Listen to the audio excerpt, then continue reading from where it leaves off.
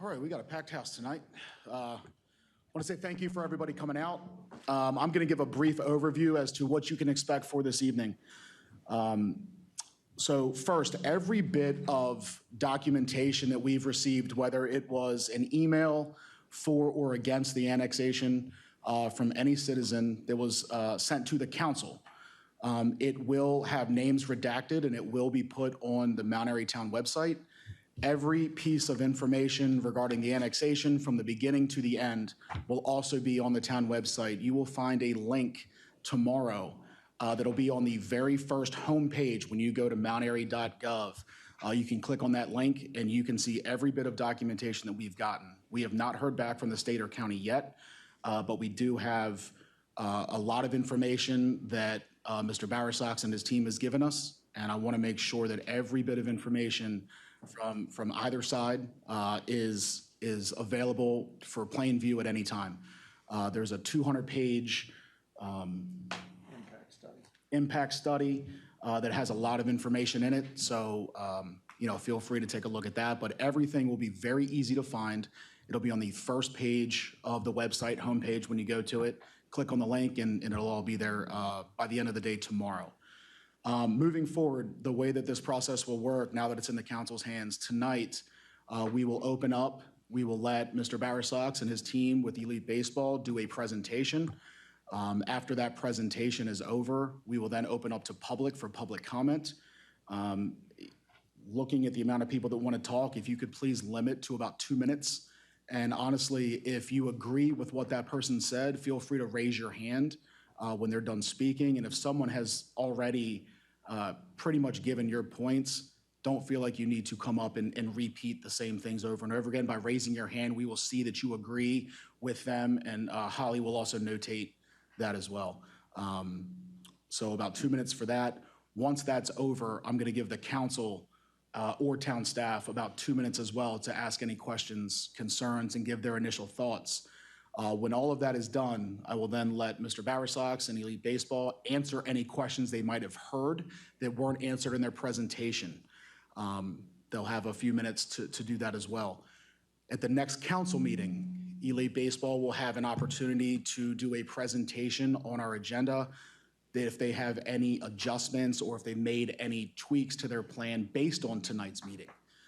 So if they've heard some good things from citizens, from council, and they feel like, hey, we probably need to change that, they will have an opportunity to present any changes that they see fit based on that meeting or tonight's meeting. Once that presentation happens, I will then open up to the council and staff to have the majority of their time to ask questions, talk concerns, et cetera. Once that is over, the August meeting is when we are looking to vote. So they will have one more opportunity for a presentation to make adjustments based on council and staff questions, to then come with a final plan and presentation that will be used for us to vote. So I think it's very fair. The public has plenty of time to get their thoughts across. The council and staff will have plenty of time to get their thoughts across, as well as Mr. Barasox and Elite Baseball. That's the way that the council will run it. And again, the public at any council meeting can use the time during public comment, which is on every agenda, to speak on this as well. So this is not the only night you have to speak on it. You're more than welcome to come to the July meeting and the August meeting and let your voices be heard as well during those meetings. And as always, if you can't make it, for people that are watching, feel free to email us. You can email our town clerk, Ms. Holly McDaniels. She then forwards the emails to all of the council members, or you're welcome to email the council members individually as you see fit. So with that being said, we're going to go ahead and start. I will welcome Elite Baseball, Mr. Barasox, and team to the table and for their presentation. Welcome, guys, and thank you for coming. Thank you.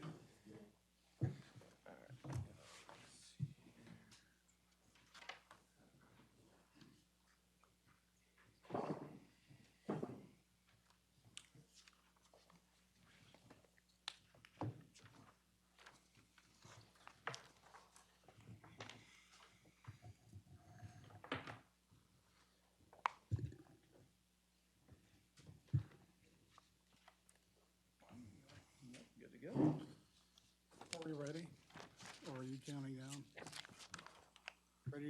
Time is yours. Thank you. Mr. President and members of the council, good evening. I'm, as many of you know, Dave Bowersox.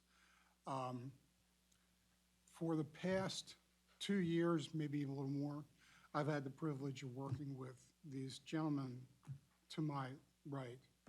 Tim Park. I'm so sorry. Can we just move it a little bit closer because I don't think we can hear. My apology. For the past 2 years or more, I've had the privilege of helping Mr. Tim Park and Mr. Brian McKenna, who are the principals of Elite Baseball and are seated to my right, in helping them evaluate an opportunity. That opportunity is before you tonight. It's been a somewhat arduous road already. I am really a bit player here tonight.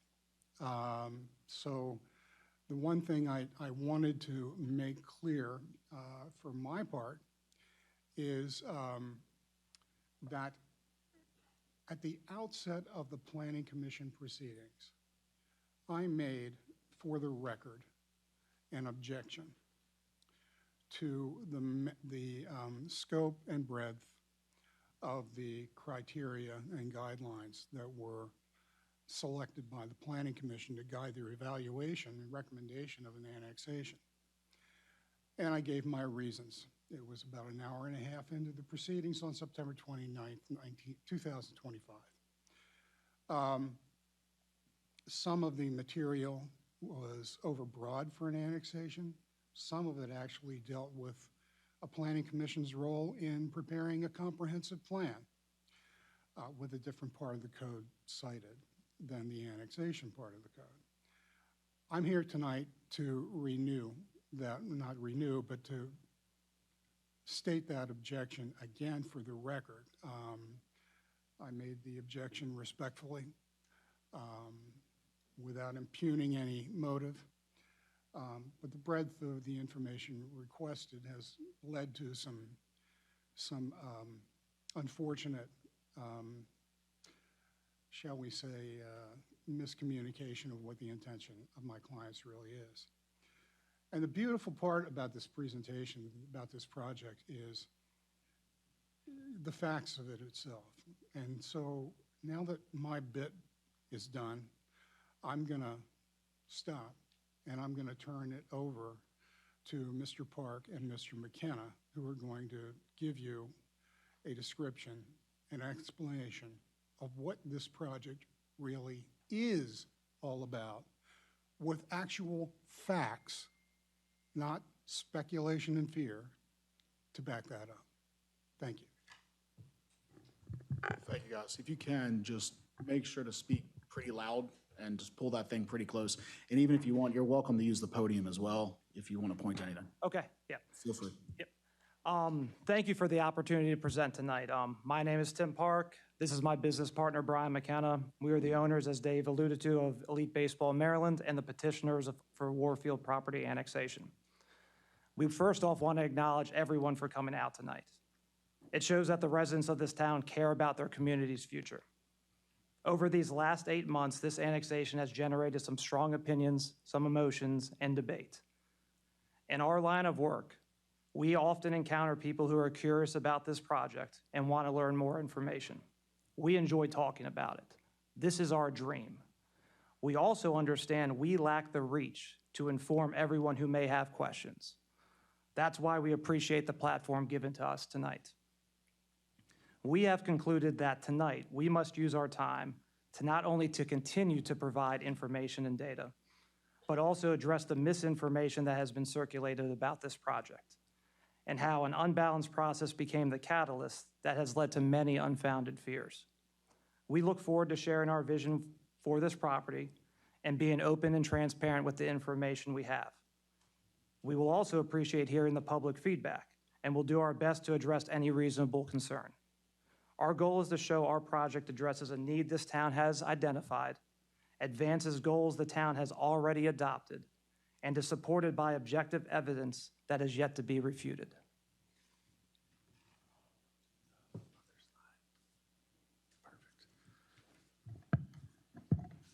I also wanted to thank the mayor and council for giving us this opportunity to speak. We wanted to briefly recap what we plan on putting on the property. This is basically the same information that we presented earlier to the Planning Commission. We plan on having 4 90-foot diamond artificial turf fields that can also be used for soccer, field hockey, most likely football or flag football, lacrosse, softball for both boys and girls. We plan on having 2 60-foot youth baseball, softball fields that will also be artificially turfed.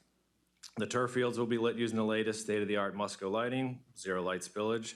We plan on doing 2 natural grass fields, which will be maintained by us and donated to MAYA to use at their discretion. The basketball courts, pickleball courts, wiffle ball / miracle fields, we'll have a state-of-the-art playground and walking trail will all be open to the public. The walking trail will be deeded to the town to satisfy an open space deficit. We plan on berming the property and landscaping it to improve the sight lines for the nearest residents. There will be an indoor training facility on the property. We also are going to be looking for the opportunity to collaborate with the town on the design of this project. As you will hear from people tonight, and as you've probably read in some of the letters sent to you in favor of this project, the need for a park like this is substantial. It will provide area youth and families with safe, high-quality fields for numerous sports for boys and girls. The lack of quality sports fields in this area cannot be overstated.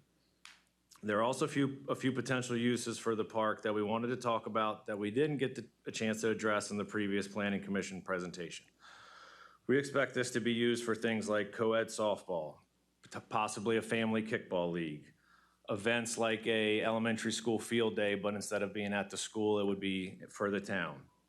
Basically, the opportunities to do things with families are endless, and we want to basically offer those as often as possible throughout the year. I also wanted to reiterate that the amenities on the property will be open to the public. Yes, we will have operating hours like every other park, but during open hours, the public will have free access to the amenities. Please keep in mind that what you are seeing is just a vision. It is not a site plan, but we're confident that we can make something like this a reality if it is annexed. So this is if our project is not annexed. We still see the need. We still see the need for fields that we want to make sure we do anything we can to provide that opportunity. So if it's not annexed, that does put a lot of limitations on what we can do with the property. We'd have to have a lot of porta potties just due to the septic constraints. The fields would be closer to the property lines due to the grading. Fields would most likely have to be natural grass because of the stormwater management. Property would not be bermed as drastic as you could because you couldn't affect the grading around the septic fields. The basketball courts, pickleball courts, wiffle ball fields, playground, and walking trail probably would not be constructed. You have to take into account the stormwater management, and that would all be dependent on the grading the property would be allowed to have. We wouldn't have any open space to deed to the town. We wouldn't be in the town.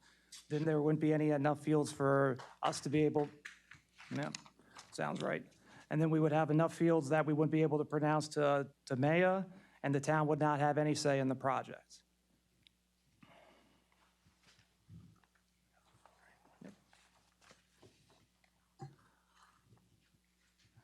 If we don't do the project, the land will still be sold. It will still be developed. In Carroll County, you don't need to have a special exemption to put a religious center on property. You don't need it to have a private school. We've actually been approached by a developer who's interested in putting a school on the property. The land will not stay farmland. It could be potentially rezoned at a different time for denser housing. We all know this. The location is too valuable not to be optimized, not to be utilized. Something's going to happen to that property. If you don't allow to do what we're trying to do, something else is going to be there. So we have to ask ourselves, is this something that aligns with what Mount Airy wants? Or is something else that might be out of their hand or out of your hands in the future that might not be as valuable to the town and the town's residents? So I want to go over a little bit of how we got to this point. From the onset of this project, our goal was to provide as much information as possible. We wanted to be as upfront as we could because we felt that there was going to be if there was going to be a collaborative effort, transparency and honesty was going to be required. We also believe that the more information we provided, the more clear and usable feedback we would receive, which would help make our project better for everyone. just go through a quick kind of timeline of events explaining how we got here. In July of 2024, we were able to meet with the town staff, Mayor Hushhour, then Councilwoman Galletti, to explain our project. Annexing the property appeared to be the path with the most benefit to every party involved. Our property was then included in the most recent comprehensive master plan as a future annexation area. Annexation Resolution was submitted to the town in July of 2025. I spoke with the Nottingham HOA president multiple times in an attempt to provide as much information possible to the community. We met with local businesses, specifically restaurants in town, to explain our project and its impact. The resolution was sent to the Planning Commission to determine their recommendation to the Town Council about annexation. Once our proposal was in front of the Planning Commission, they used the town code to determine what information they wanted us to provide. The town code reads as follows, Town Code 44-5. The Planning Commission, in its discretion, may request additional information from the petitioner or petitioners, such as topographic information, traffic studies, etc. Using this code, the Planning Commission asked us to provide the following in a 1-month time frame. Traffic study, proposed water requirements, sewer treatment, fire EMS, law enforcement, open space, likely revenue to the town, safety security measures, impact to adjacent properties, reason for annexation. From the onset, as he mentioned, our lawyer, Mr. Bowersox, advised us that he felt the Planning Commission was overreaching and asking for the information they were asking for at this early stage of the process. We understood and appreciated his concerns, but we also felt it was just as important for us to continue to provide as much information as possible, especially when the town was asking for it. Obtaining this information required hours upon hours of our time and thousands of dollars as well, but we were able to acquire and provide all this information in time for the September 29th Planning Commission. We made our presentation on September 29th to the Planning Commission and provided all the info that was requested with sources on how we obtained that information. In November of 2025, the Planning Commission posted a draft addendum on the town's website with inaccuracies, which we were not able to correct prior to the addendum being published. Our corrections to the inaccurate statements were never made public, and we were not given ample opportunity to clarify the mistakes written in the document in front of the public. We were told we could only speak when directly asked questions and could only address those questions when asked of us. The publishing of the draft addendum gave members of the community the opportunity to repeat these inaccuracies with confidence that they were true. This continues to happen today and will most likely happen later tonight in public comment. The publishing of this document has led to the muddying of the facts.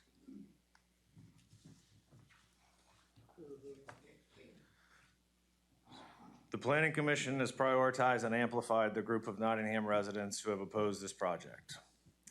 Here are some of the examples that have led us to this conclusion.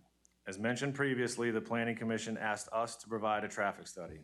We obtained the services of Lennart Traffic Consulting, a very respected firm in the area. Nick Dribbin of Lennart conducted the study on our behalf.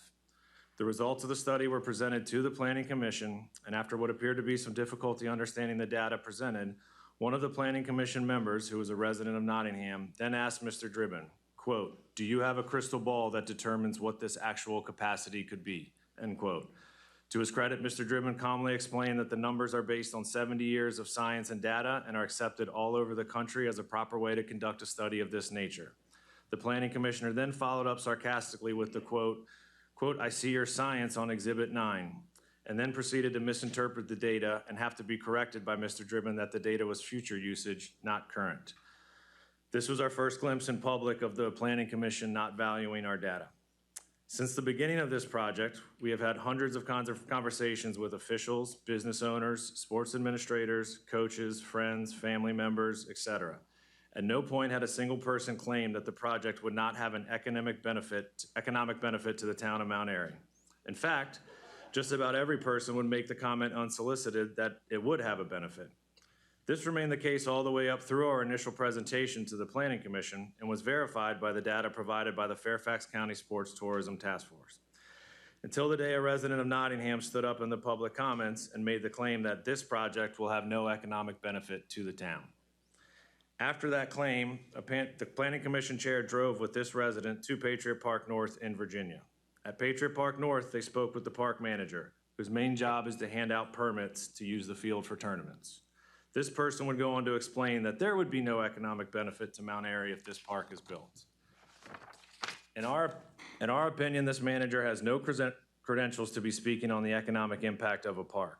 He absolutely does not have the credentials to refute the findings of the Fairfax County Sports Economic Task Force, which stated that the park, which he works at, is the direct reason for millions of dollars per year going to the local economy.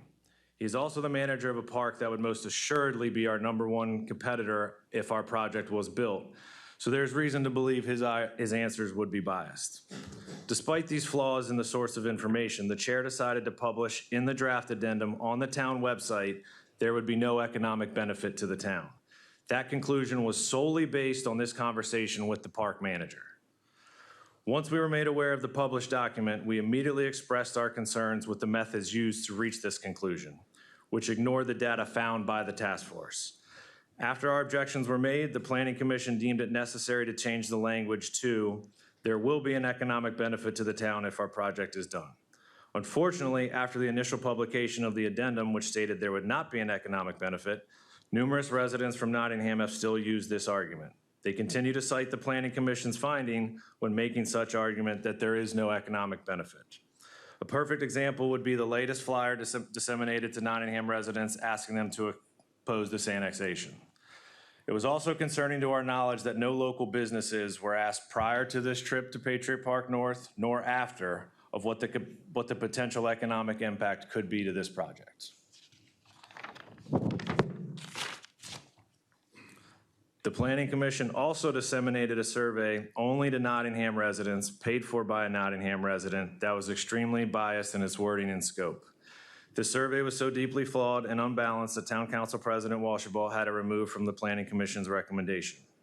Not sending a survey to the entire town, like has been done in previous annexations, and only sending it to Nottingham clearly shows the Planning Commission's prioritization of Nottingham residents over the other members of the town.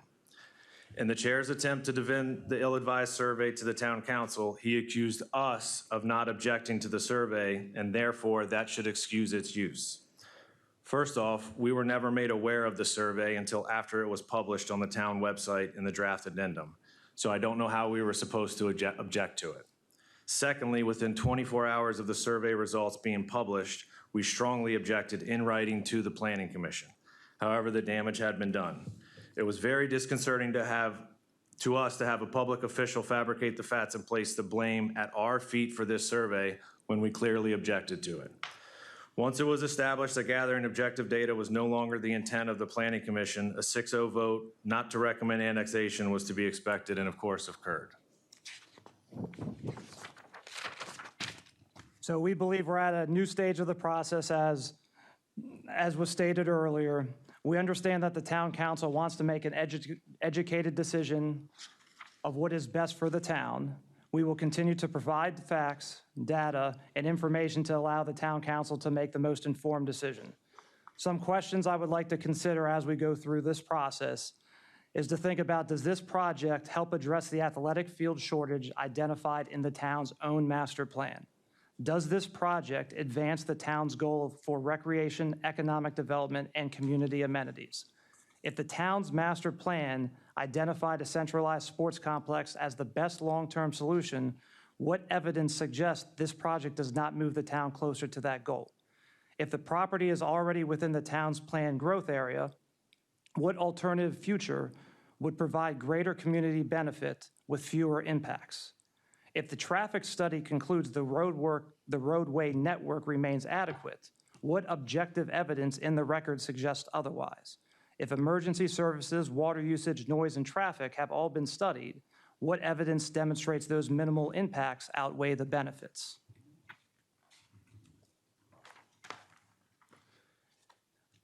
The property is in the comprehensive master plan as a future annexation area. The master plan references the Mount Airy Athletic Field Assessment and states the town has an overall shortage of between 8 and 11 athletic fields. The town states that clearly the best long-term solution to these needs is a single sports complex of sufficient size to accommodate multiple games at the same location. So I asked the question, how would the town fund an 8-field athletic complex? Acquire the land, build it, maintain it, operate it year after year. A similar size complex close by, Olney Boys and Girls Club, their maintenance budget is more than the Parks and Rec budget of the town of Mount Airy, just their maintenance. This property is in the town's planned growth area. The opportunity to create buffer between future development in town. The debate should not be whether Mount Airy needs athletic facilities. That debate was already resolved. That is why we want to work with the town. This is where we feel our goals are aligned. We see this need as much as the town stated it does. The question is whether this project helps address that need. We believe it does through private investment rather than taxpayer funding. If not here, then where? Your town's master plan also stated what happens when the fairgrounds get sold. The arguments that are going to be made here tonight would be the same if Mount Airy tried to develop a similar size complex. The only difference is Mount Airy would then have to pay millions of dollars of taxpayer funds to do what they stated in their master plan. Just wanted to go over a couple things that we would want to be considered as facts or data. The Fairfax County Sports Tourism Task Force report. The report examined Patriot Park North, comparable athletic facility. In 2023, it generated $4.4 million in direct economic impact, and then in 2024, it was $5.9 million in direct economic impact. I want to quickly read a letter of someone I know who owns a couple of restaurants in the Ellicott City area when I asked him about his thoughts on a project like this. Council members, I'm writing on behalf of Brian McKenna to give a perspective from a local business owner and the benefits I've experienced from having two large sports complexes in very close proximity to my establishments over the last 20 years, Rita's and Jimmy John's. Kiwanis Wallace Park and the Bob Lucido Fields at Covenant Park were both very big factors in my decision to choose my locations in the first place. The added patrons, added visibility, and potential new customers that these parks draw have been instrumental in the success of my business. Equally important is the local traffic they retain in my community rather than losing them to other communities for the evening or weekends. For example, just this past weekend, there was a large tournament at the Bob Lucido Fields. I had an entire team from Vienna, Virginia, and an entire team from York, Pennsylvania come to my store after their games, as well as one of the local teams whose coach I've gotten to know through my partnerships with the local organizations that brought his team in celebration of their tournament win. So that was approximately 80 to 100 customers between the three teams, players, parents, grandparents, and siblings that I would not have had if it weren't for the tournament going on down the street. There were many other individual players and families that came by as well. In addition to new and repeat customers, there are great marketing opportunities for businesses at the fields as well. I've been a sponsor with outfield and fence signs at both parks for years. The support for your local community and community programs, as well as the out-of-town traffic looking for things to do, goes a long way. As a business owner, I only see the benefits of having places that draw new customers and retains local customers in your community. If Ellicott City was ever looking to add more sports facilities, knowing how I have benefited from the current facilities we have, I would be all for it. And I would also like to mention that those teams from York and Vienna, Virginia were not staying in hotels. They were traveling each day.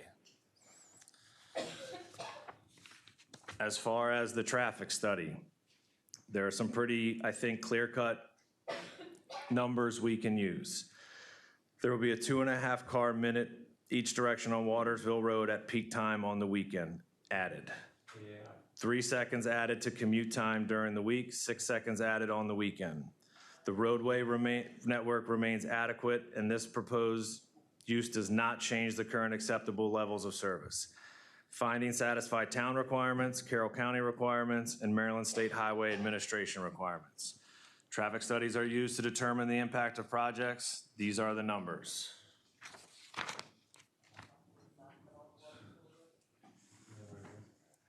The water usage. The comparable parks that we did in the Planning Commission presentation showed that the water usage is similar to 2 to 4 homes during the peak season. It also showed very minimal water usage during the off-season from November to February. Another concern that we've heard is that we're going to drain the water if we irrigate AstroTurf fields. You do not irrigate AstroTurf fields. The EMS will experience an increase of 0.25% and 0.5% in responses annual. There's no minimal impact, if any. The actual decibel measurements from similar facilities showed levels of sound comparable to normal conversation. At the Planning Commission meeting, I recorded the decibel readings at that meeting were higher than the readings at Kiwanis Wallace Park when I was about 50 feet away from the fields. Advanced lighting will help mitigate concerns of neighbors with very little light spillage and none that will reach anywhere close to the property lines.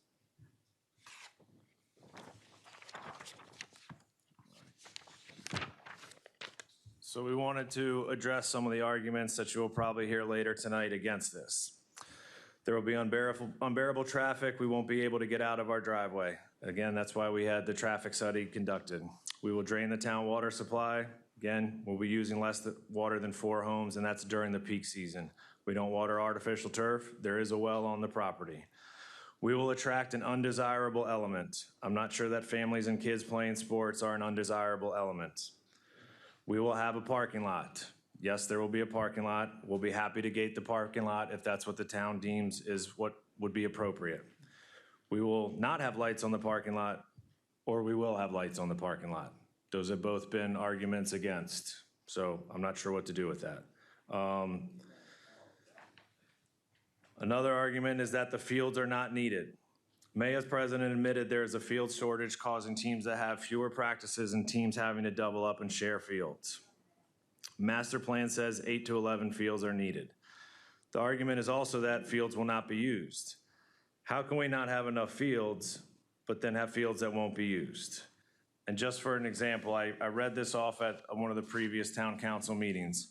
This was one of the first tournaments this year at Patriot Park North in Northern Virginia, as we mentioned. There were 16 total teams. 13 of the 16 were from the state of Maryland. Most of them were within a half-hour drive of where our property is. They are having to go out of state because there are not enough fields around our area. The noise. We will not allow loudspeakers. The design and scheduling allows for the later games to be played more in the center of the property, which would reduce noise later in the evening. Nottingham already has a playground and courts. They don't need more. That was mentioned at one point. The park would be open to the whole town, unlike Nottingham's amenities that are only open to them.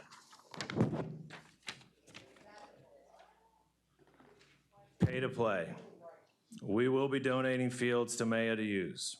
Other fields will be available for rent, just like every other operated park with quality fields. Teams pay for uniforms, officials, equipment. Why would field usage be different? They already pay to use the fields at the fairgrounds.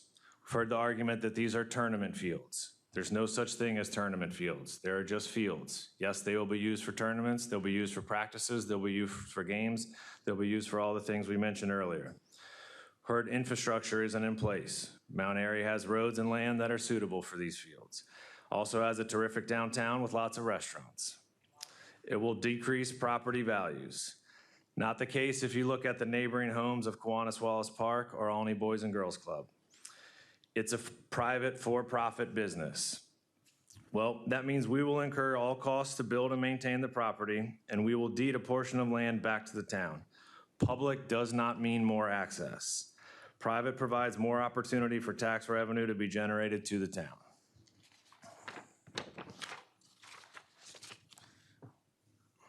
"20 years from now, we want to look back at this and say the town will have helped create lifelong cherished memories for Mount Airy's families, opportunities for our youth to flourish, focal point of immense community pride, a hub for health and wellness, and an economic driving force for local businesses." If there is a little bit of frustration that you hear out of Brian and myself, it's because we have spent our entire lives either benefiting from fields or trying to provide fields for players who desperately need them. Without parents, family members, coaches, and volunteers who have sacrificed their time to give Brian and me the opportunity to play the sport we love, we would not be here today. We see firsthand the effort people make to create opportunities for young athletes. We would not have had the chance to pursue our passion, build careers in this game, and share that passion with the next generation without the selflessness of those who have invested in us. Today, we have a greater appreciation for the challenges faced by coaches, volunteers, administrators, and organizations working to provide those same opportunities for young people. Field shortages, scheduling conflicts, limited access to quality facilities, and increasing demands on volunteers make that job more difficult every year. We see this project as an opportunity to help alleviate many of those challenges and improve the youth sports experience for everyone involved. When it becomes easier to provide opportunities, more people step forward to coach, volunteer, and lead. More young athletes have the chance to participate, develop, and compete. Families spend less time searching for available fields and more time enjoying the experience together. The result is a stronger youth sports community that benefits players, coaches, families, and ultimately the town itself. We believe that is why the town's master plan identifies the need for additional athletic facilities. It recognizes that opportunities matter. It recognizes that communities are stronger when young people have places to play, grow, and connect. Our vision for this complex and the town's vision in the master plan share the same goal, creating more opportunities for people who call Mount Airy home. Because in the end, the people most affected and impacted by this decision are not in this room tonight. They are the young athletes who will either have more opportunities or fewer. We appreciate your time, your consideration, and your thoughtful review of this annexation request. Thank you. Thank you. Thank you guys very much. I have one final comment. The presentation you've heard tonight was made in this manner. It was a very deliberate decision. And what I mean by that, everything you've heard from Mr. Park and Mr. McKenna, they can substantiate, unlike much of what we've heard during the Planning Commission process. In the 200-plus page document that you alluded to before is the raw or primary data that they were gathering. Part of it. Mr. Park and I had a conversation. I asked him to make sure he could provide what he wanted, and he says, well, it's 700 pages. I can't give him 700 pages. So it's been pared down. My point is, some of the material in that submission, including, for instance, the Fairfax County study that Mr. Park and Mr. McKenna spoke about, is bibliographed. Their sources are in there. Nobody in Fairfax County just made it up.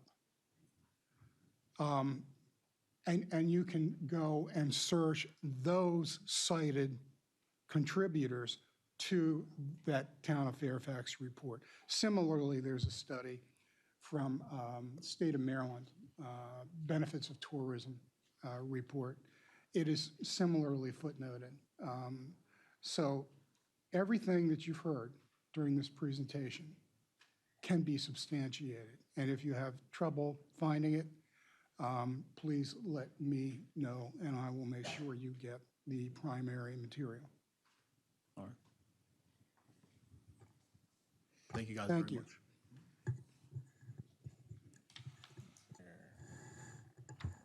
All right, so you guys want to stay there, or do you want to? I don't know if there's anywhere else we can go. That's fine. If you don't mind. Yeah, that's fine, as long as you're comfortable. I mean, what's going to happen is, so we're going to move on to the public portion of it now. And I've got a bunch of sheets here, and I'm just going to go in order from who signed up. And again, we have a lot of people, so yeah, so the sheet was brought up to me about 2 minutes before the meeting started. So once we get through this, I'll open up the floor to anyone else that wishes to speak. So that'll be fine. So I don't know what sheet was first. I'm just going to go in order as they are. So I have a Steve Lichtman first. Can you put the picture back up? And again, when you Yes. come up, just please state your name and your address for the record, please. And again, I don't want to rush anyone, but with the amount of people that wish to speak, I want to make sure everyone gets heard. Is 2 minutes, if we could, please. And again, you will also have an opportunity to speak at all of the council meetings as well during public comment. I'm going to be as quick as I can. Hello, my name is. 2 minutes. 1, 2, 3. I think you have to turn this. Test, test, no. Is there, Test, test.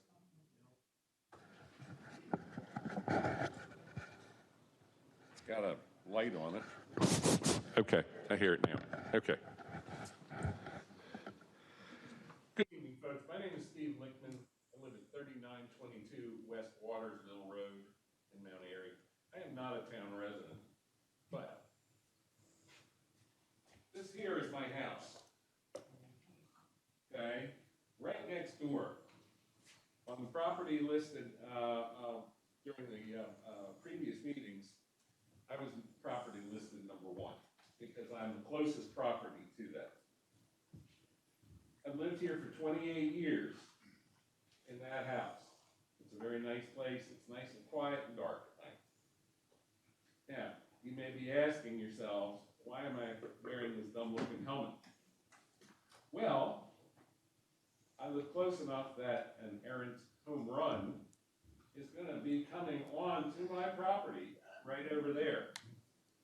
And I'm going to have to wear a helmet when I walk my dog. And I'm going to have to get my dog a helmet too for being hit, prevent from being hit. I have a ball. I'm going to pass this around. That's a Major League Baseball. That's the kind of baseball they're going to be using. I want you to feel how hard that is, how dense that is, and when that's coming at me at 40 miles an hour, that's going to hurt. That's why I have a helmet on. I also have a collection, as a lot of you all know, of unusual old cars. I'm very concerned about the baseballs hitting my cars, hitting my garage, damaging that, or potentially even coming through my windows. Perhaps the owners of the baseball park will propose putting up large nets to prevent this. There are a lot of predatory birds that live in the area. Hawks, vultures, and bald eagles. This is a bald eagle in my backyard. They live in the woods back there. Woe be it to the person that has to untangle a dead bald eagle from the net in the morning when the kids are starting to come in and play baseball. It's a real bald eagle with, it's 2 of them in the picture. One is a male, one is a female, and it's sort of hunkered down. But they are right there. The proposed baseball fields would also impact my life and my home significantly. The lights on the fields are going to be, can I keep going? I got a lot to say. I know, I'm sorry. I think I'm going to cover a lot of. No, I understand that you're trying. Hang on, sir. We have 2 minutes. I'll give you another minute, but we have a lot of people with a lot of things to say. I know. Turn his mic on, we can't hear him. It's on. He just has to speak louder. No, it's not on now. It's not on, he's. Oh, is it off? Is it off again? Hold it. It's gotta come out of It could be batteries. There we go. Now we hear you. It's on. Okay, I'll hold it. I'll hold it here. They talk about the LED light. True, they probably. Let's get batteries. Well, I'll pull. Okay. Thank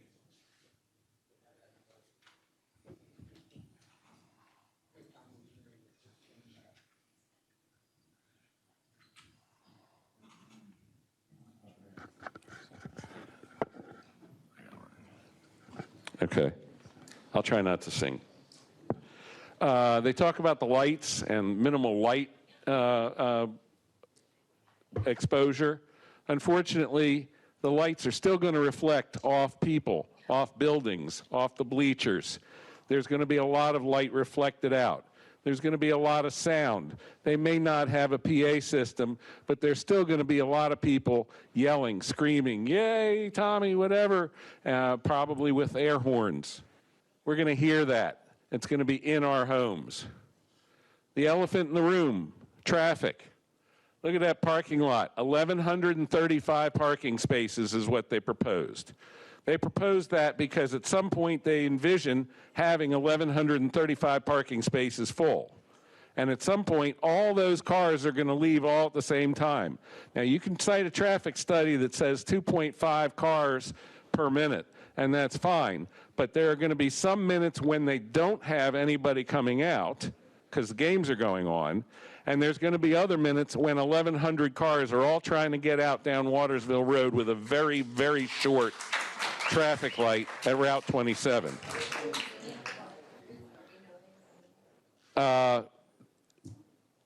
This is green space. Well, the space is green and it is space.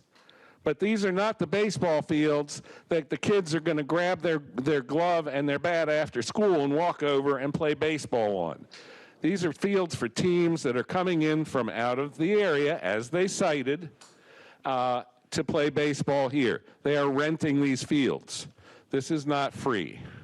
30 seconds, sir. If you've seen the property, you know there's a significant swale right down the middle, a dip where the water drains. I don't know how they're going to fill that in, and I don't know what's going to happen when they fill that in with the rainwater and such.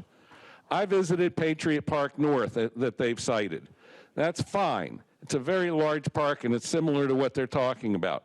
But it also opens onto 4-lane roads, and they have the ability to get out of that park, in and out of that park quickly and get onto interstate highways and such. That's not the case here. There's also the economic benefit to Fairfax County includes hotels. We don't have any hotels in Mount Airy. That's just a fact of life. Maybe we could build some. The reason the property was chosen is because it's available, not because this is the best possible property to put a baseball facility on. And we need to recognize that. Hey, sir, I gotta move on to our next person. Okay. If you would like, Cede my 2 minutes to him. I signed up to speak. okay, what's your name? Sherry Grant. Okay. Cross me off the list. And again, I'm not trying to be difficult. I just want to make sure that everybody wants to be. I know, that's all. I know. And I will say, submit everything to our town clerk, and it will be submit posted this. on the website as well. And we all will have copies as well. Yes. What was your name, Thank ma'am? you. I'm so sorry. Sherry, S-H-E-R-R-I, last name Grant. Okay. You can have my 2 minutes.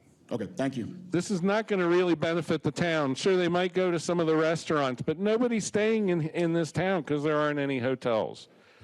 The survey of the Nottingham residents, while not scientific and has been discounted, shows that 98% of the Nottingham residents don't want this across the street from their house. Again, I visited Patriot Park North. There are no houses next to or in sight of or near Patriot Park North. It's in another larger public park.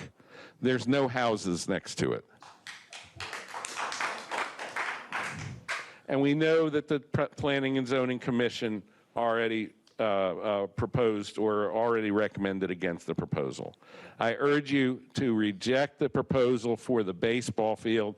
I have no problem with annexing it, but the baseball part in and of itself is not going to be a benefit, and it's going to be harmful for the residents that are here. I agree that the town needs more baseball fields and more ball fields and things for kids to do. That's fine, but we need it in a place that is more amenable to this and not right next to everybody's houses. I know the residents on the other side of me also feel the same way. We are right next to it. Nottingham is right across the street from it. Thank you. Thank you for listening. Thank you for listening. And can I get my baseball bat? Don't throw it at. Do not hand it to me. Hand it to me. Hand it to me. We're not throwing. I specifically did not throw the baseball at anybody. I work at NASCAR, so I can get foul balls. Council President. And once again, I do not want to come across as trying to rush you. I just want to make sure that everyone that signed up has an opportunity to speak without us being here till midnight. So I'm not trying to be rude. I want to make sure everyone gets an opportunity. That's all. Council President, can I just do one quick point of fact here? No, we're going to move on. Sorry.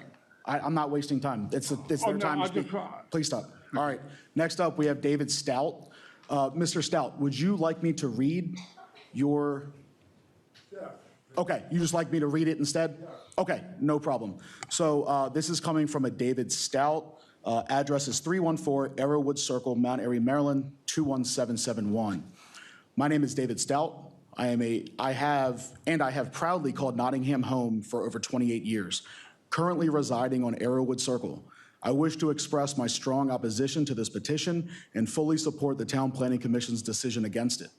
I have a deep passion for baseball and softball, having devoted many years of playing and coaching before retiring over 30 years ago. My love for these sports has allowed me to appreciate the value of a strong community base. While it's clear that Mount Airy has a thriving baseball culture, with talented players often moving on to established baseball hubs in Olney, Columbia, Ellicott City, Urbana, and Westminster, we must ask ourselves why we need another facility in our area. Mount Airy stands as a unique crossroads, a four-county town benefiting from access to these existing elite baseball networks. Importantly, those hubs are equipped with essential infrastructure, restaurants, lodging, and accessible streets that the proposed site simply lacks. In light of this, I firmly oppose the position and align myself with others who advocate against unnecessary development in our town. Thank you for considering the long-term impact on our community. And again, that is from David Stout, resident of Arrowwood.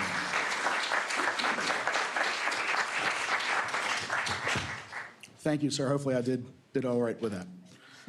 All right, next up, we have a Dwayne Cordry.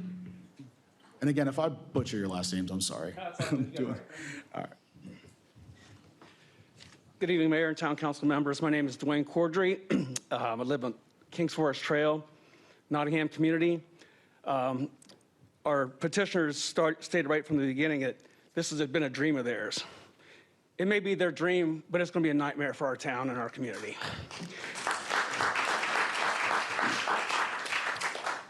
They referenced Kiwanis Park. They reference only Girls and Boys Club. If you look even at Google Earth at the egress and ingress routes to these facilities, there are multiple lanes, there's traffic lights, there's turn lanes. That's not possible here on Watersville Road. It's not possible.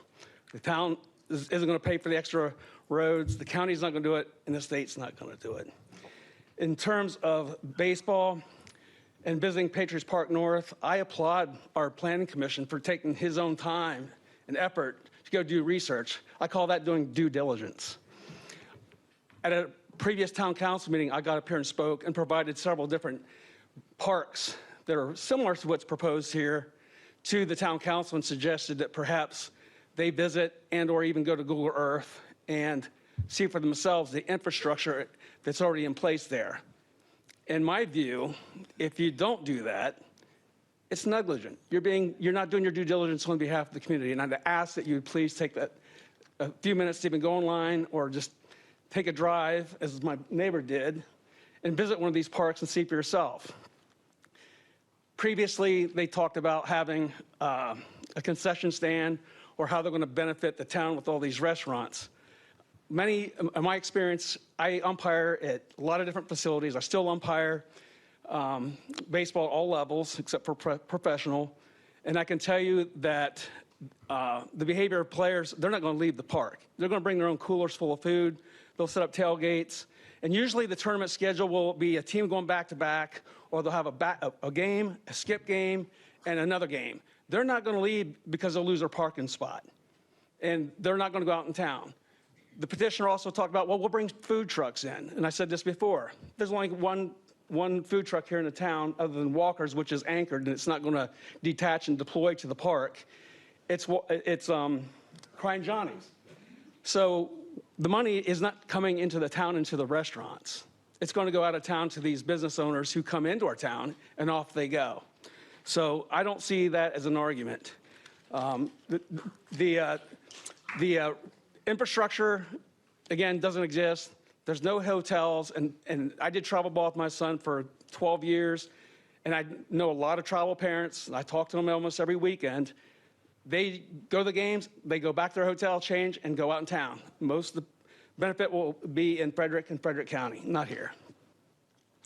And one last thing I'll mention, he talked about Patriots Park North having competition here. Well, Elite Baseball is going to have their own tournaments. They're going to host. Elite Baseball is going to generate their own money, right? And it's going to stay with them. The county benefits from Patriots Park North because they have other tournament organizers that come in. PBR, Professional Baseball Report, Perfect Game, Maple Zone Sports Institute, Firecracker Sports, All-Star Sports Academy, Maple Zone Sports, and other leagues, right? So what's the competition going to be here? There's not going to be any competition. It's going to be their facility. They're going to rake it in. There's again, no benefit for the town. So with that being said, I thank you for listening. I urge town council members to do their due diligence and look at some of these other parks that have been mentioned. I'll be happy to send you their address so you can Google Earth it or maybe go visit and see for yourself. But the infrastructure at these parks are not able to be incorporated here. Thank you, and I urge you to reject the annexation. Thank you, sir.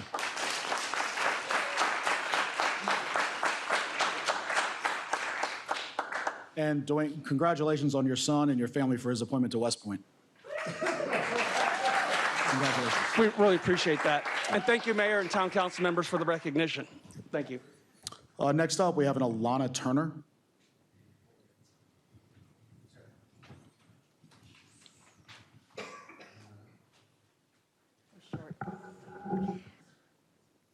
Hi, my name's Elena Turner. That's okay. Everybody does. 2004 Kings Forest Trail, Mount Airy, Maryland, 21771. I just want to say that I oppose this baseball complex petition. All right, thank you. You're welcome. All right, we have a Brett Blanchard. Okay, thank you very much, sir. We have a David C. Warfield.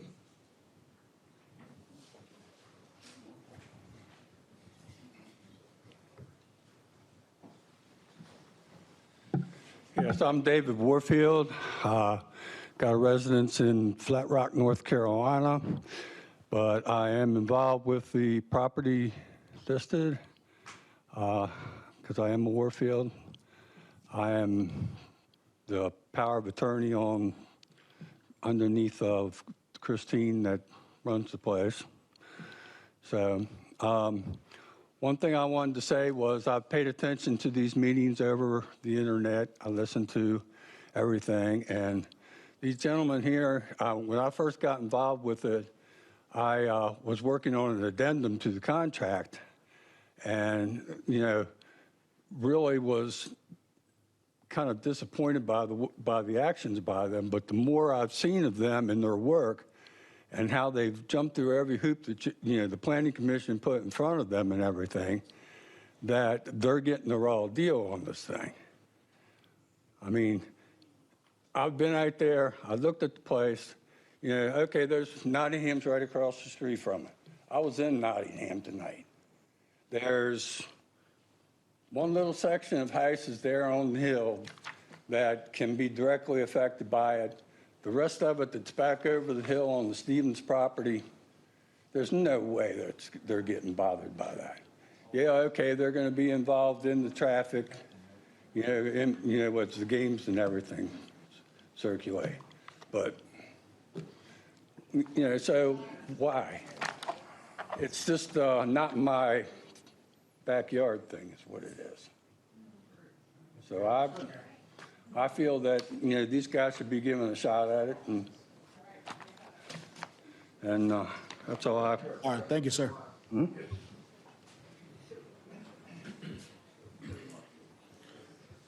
right, next up, we have, looks like a Sean Davis. How are you, sir? Hi, I'm Sean Davis. I reside in Olney, Maryland, 3608 King William Drive. I'm also the travel baseball commissioner for the Olney Boys and Girls Club. I was born and raised in Olney. I'm raising my family in Olney. They're members of the boys club. They play softball and baseball. And About 25 years ago, the park was built, a little bit bigger slot of land in Olney, and it's been nothing but wonderful to the community. Last weekend, my daughter was playing on field 2, my son on field 3, and then we went and watched my cousin's kids play soccer over on field 10. Just tons of people I went to high school with. You're seeing them and their kids, just a really big sense of community. And I know there's arguments on both sides. There's no hotels, so we won't benefit. The gentleman that spoke before me is right. Lots of people do bring coolers and stay to keep that spot, but a lot of them are filling those coolers at local businesses in Olney, going out to eat afterwards. When I go out in Olney, I know if there's a softball tournament, a lacrosse tournament, because you just see people all over, and it doesn't really overwhelm the town, which is a little bit bigger than Mount Airy, I'll give you that, but it's Route 108 and Georgia Avenue, and there's really no effect, you know, on the day-to-day life. It's been nothing but a good thing. So, All right, thank you, sir. Next up, we have an Amanda Everett. I have a question. Are people that don't live in Mount Airy? Yeah, why are you speaking on this? It's public comment. So yeah, yeah. I mean, if that was the case, we wouldn't allow anyone that even lives around Mount Airy. You know, it's inside town limits, et cetera. No, understood. Thank you. Amanda Everett. All right, sorry. Much shorter than all the other speakers per my normal. Amanda Everett, 903 Longbow in Nottingham. So thanks for the opportunity to speak.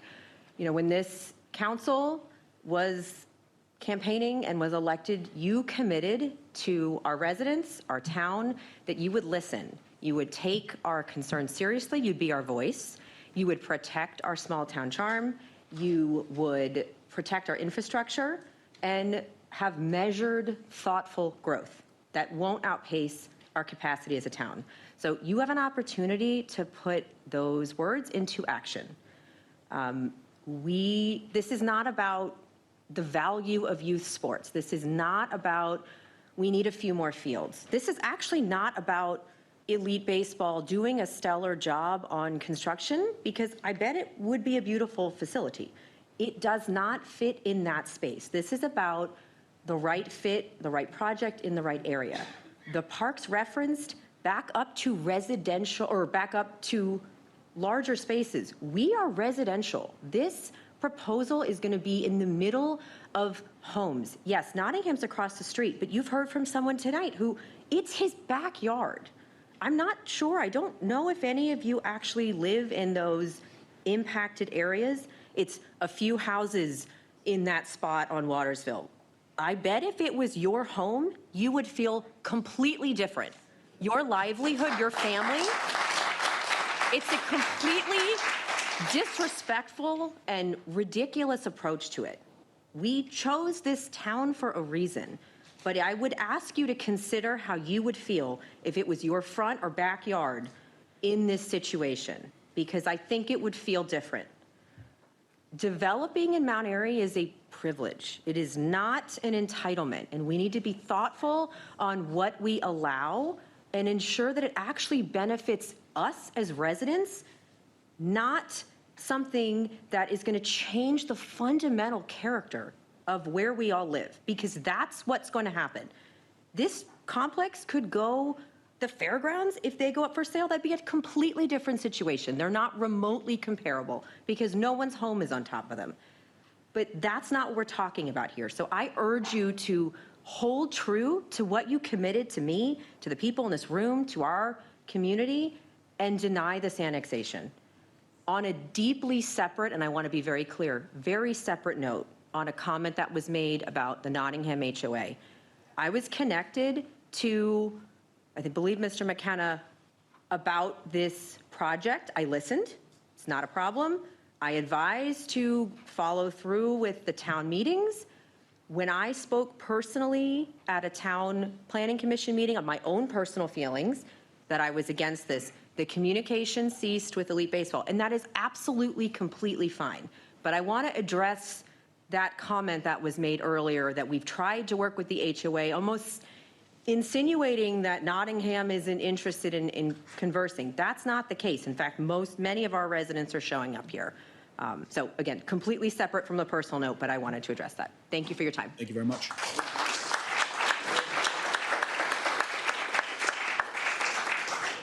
All right, we have a Robert Everett. Hello, thank you. So, as what was just echoed, I'm so sorry, just address, please. For the record. 903 Longbow. Thank you, sir. So, living in Nottingham. So, for 30 minutes, we sat here and heard a lot of fluff, not a lot of fact. We were told a lot of information that is very biased. We need to think about that. Put yourself in our shoes. Put yourself in the neighbors that are here, the individuals, people that live in the town. Think about that. Come out to Nottingham. Come stand where this is going to go. Think about it. Every Saturday morning, there's soccer over at the elementary school. Go over to the elementary school and watch the traffic. We will sit in that line. There are only 7 vehicles that can go in that queue, and think about that. That is not going to be working. They say that it's only going to add 2.5 vehicles. That's a lie, and we all know that. Come stand out there. Go out, stand there. Put yourself in our shoes and what we will be dealing with, not any of you. Thank you. Thank you, sir.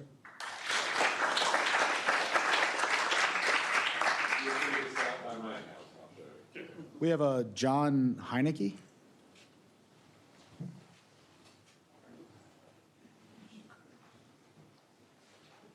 (2514) Kings Forest Trail, Mount Airy. I just, to be real brief, I just think the traffic situation's going to really, I mean, you know, like they said, 2.5 seconds getting out when all the games are letting out at the same time. I can see looking at my wife and going, remember when the meeting they said of 2.5 seconds, and we've been waiting for 15 minutes just to get on the street. So I urge you to deny the annexation. Thank you. Thank you, sir.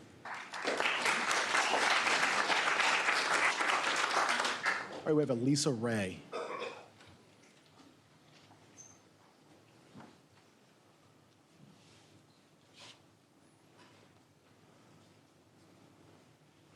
Hi, thank you.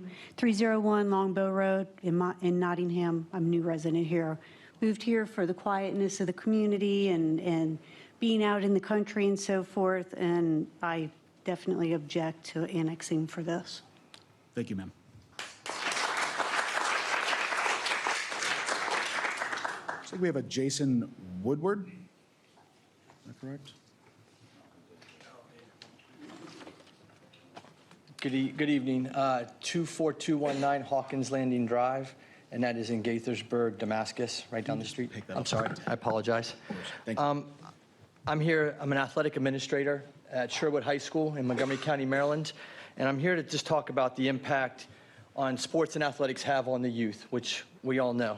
When we discuss building youth fields, it's easy to focus on the infrastructure, which we are tonight, the grass, the fencing, the lights, the traffic, the maintenance.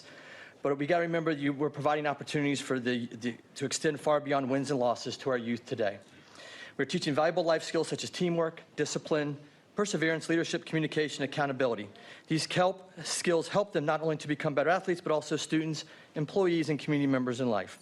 Research consistently demonstrates strong positive relationships between participation in youth athletics is geared towards academic achievement. Student athletes often maintain higher grade point averages, attend school regularly, and develop strong management skills with their peers.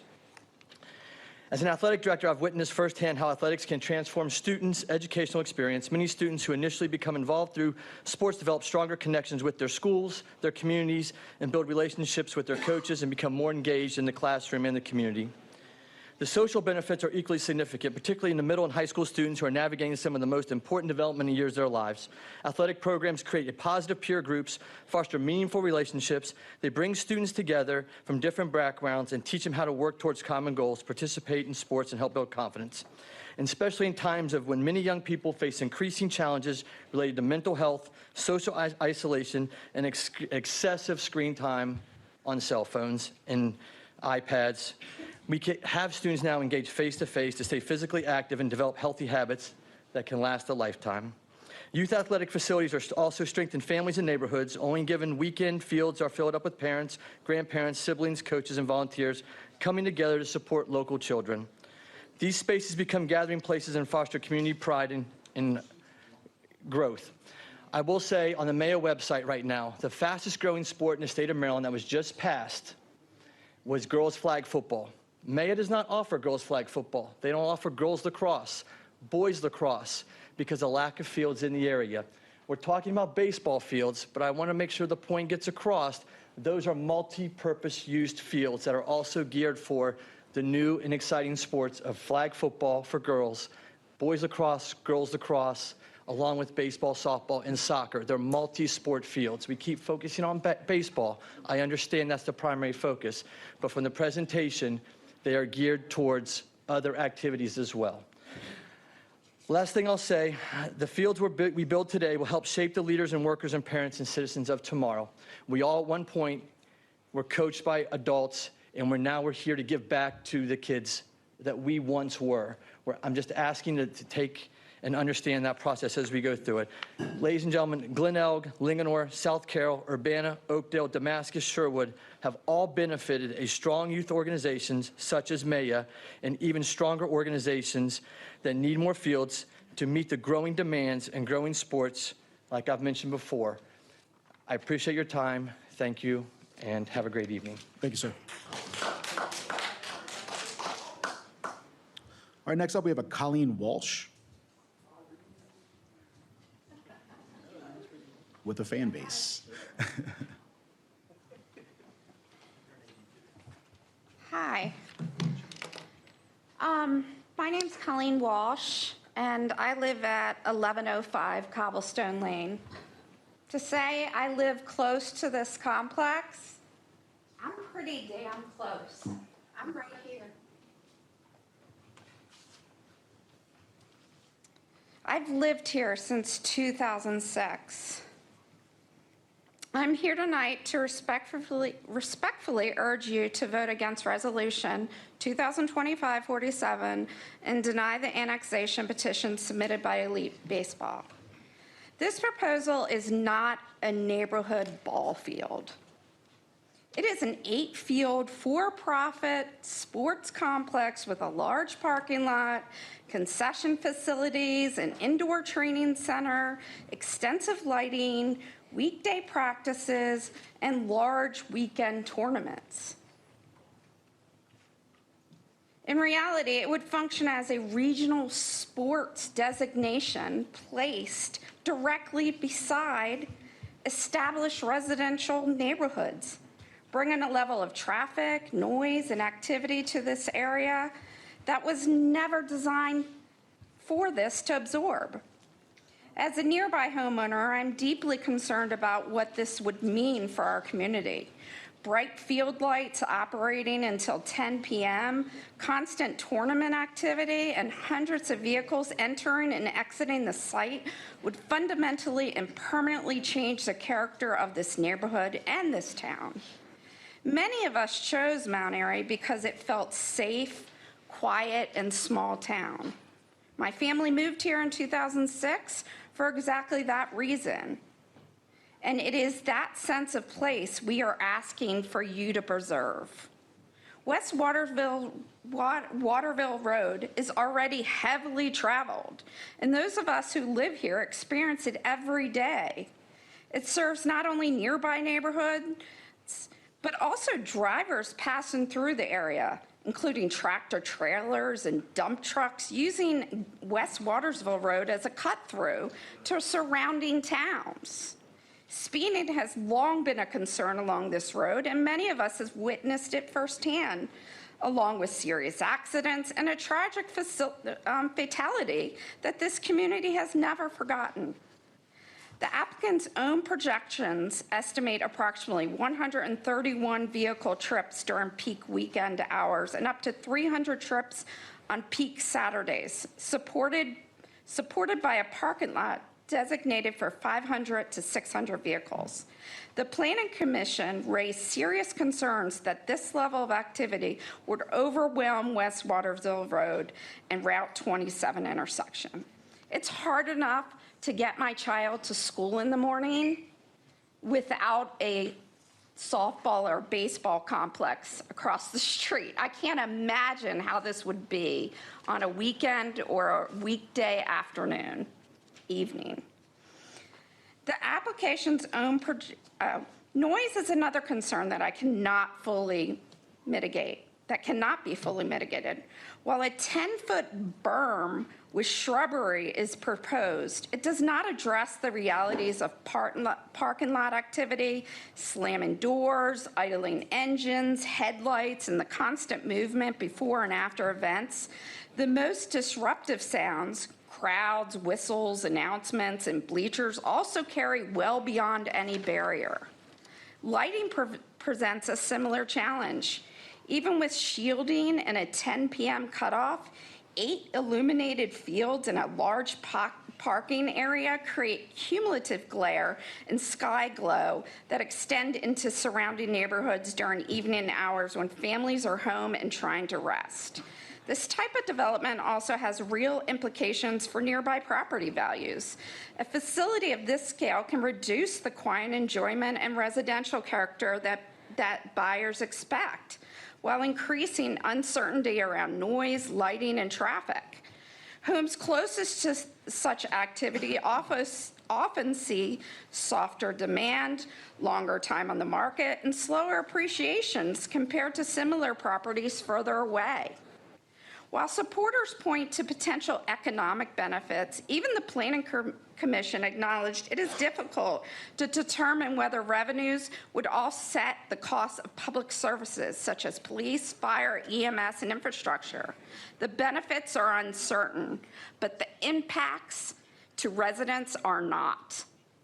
For these reasons, I respectfully ask you to consider the Planning Commission unanimous recommendation, the unresolved traffic and infrastructure concerns, and the long-term impact on surrounding neighborhoods. I urge you to deny Resolution 2025-47 and protect the quality of life that defines Mount Airy. Thank you for your time and your service. Thank you.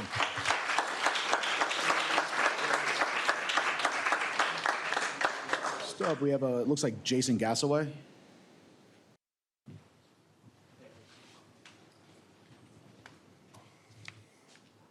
Can you hear me?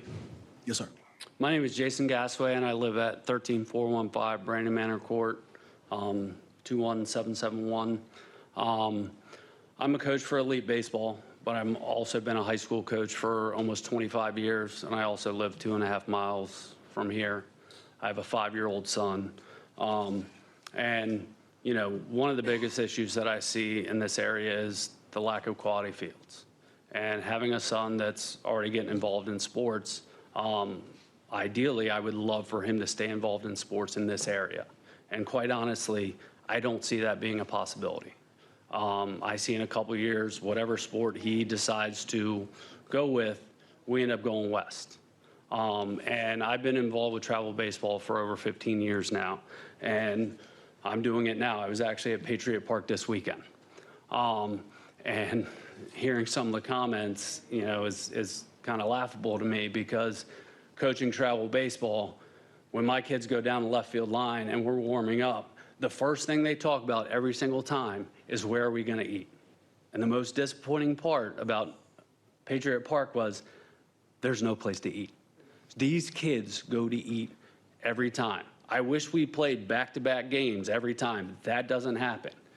They get food on the way there, they get food when they got a break in the middle, and they get food at the end. So if you don't think there's going to be an economic impact to our businesses, you have not been around travel baseball, okay? I see it every weekend. I've seen it for 15 years.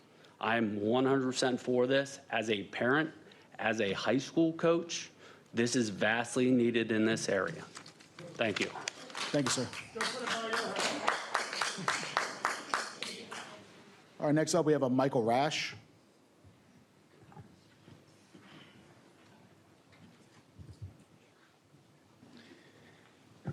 Can you hear me okay? Yes, sir. Oh, wow, great. So Mike Rash, 2508 Kings Forest Trail. I'm here to oppose the Warfield Property annexation and proposed sports complex. By now, the council should know that there are many town residents that are opposed to the annexation. Lots of evidence here. We have serious concerns about water, traffic, noise, lights, and security. I'd like to take this in a little bit of a different direction than what has been stated so far, and I'd like to focus on the future a little bit. If the council votes to approve the annexation, Nottingham especially will be impacted, all of our homes. We will have to live with the consequences every single day. In other words, we will be forced to live with this new reality, an unwanted sports complex right next to our homes. Council members who vote for the annexation will create a new voting block of 420 households, one of the largest communities in the town.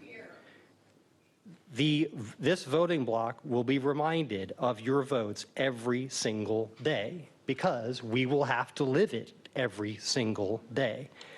This will carry through to have impacts on future elections for town council and other elected positions in Mount Airy for years to come. Mayor Hushhour, given the magnitude of the impact to our lives in Nottingham and beyond, and given that both you and the town council have been given clear evidence of the majority of Nottingham being against this annexation, it is entirely fair, we think, that we ask you to raise the standard of approval. And the town code was designed explicitly for this purpose.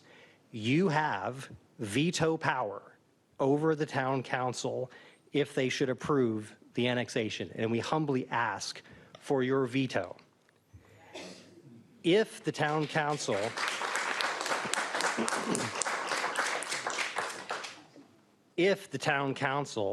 is convinced that the annexation is such a wonderful idea for the town, despite all of the evidence, they can always override your veto with a 4/5 majority.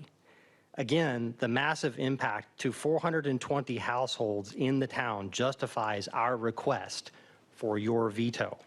We will have to live with the impacts every single day. Don't get me wrong, I love Mount Airy. I've lived here for 15 years with my wife and our 3 kids. But this sports complex would seriously impact the quality of life for 420 households in the town. The bottom line is the sports complex is not in harmony with the town. Mayor Hushhour, please veto it. Thank you.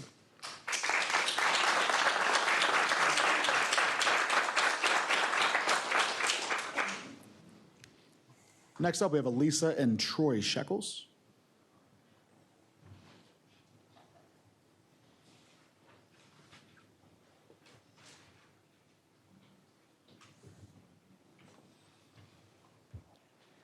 My name's Lisa Shekels. I'm at 3706 West Watersville Road, Mount Airy. Our house is right up there, so we are right onto this. We very much oppose this annexation. Our property is right there. There is an issue with traffic. It is not just morning, it is also evening. I come home from Rockville at 6:15 at night, sitting at Nils Road, waiting for the light at West Watersville Road to be able to make a right-hand turn. 15 minutes. I have photos of it. We are very much opposed to it. I agree with everybody here. It does not affect Nottingham. It also affects all the properties around it. Thank you, ma'am.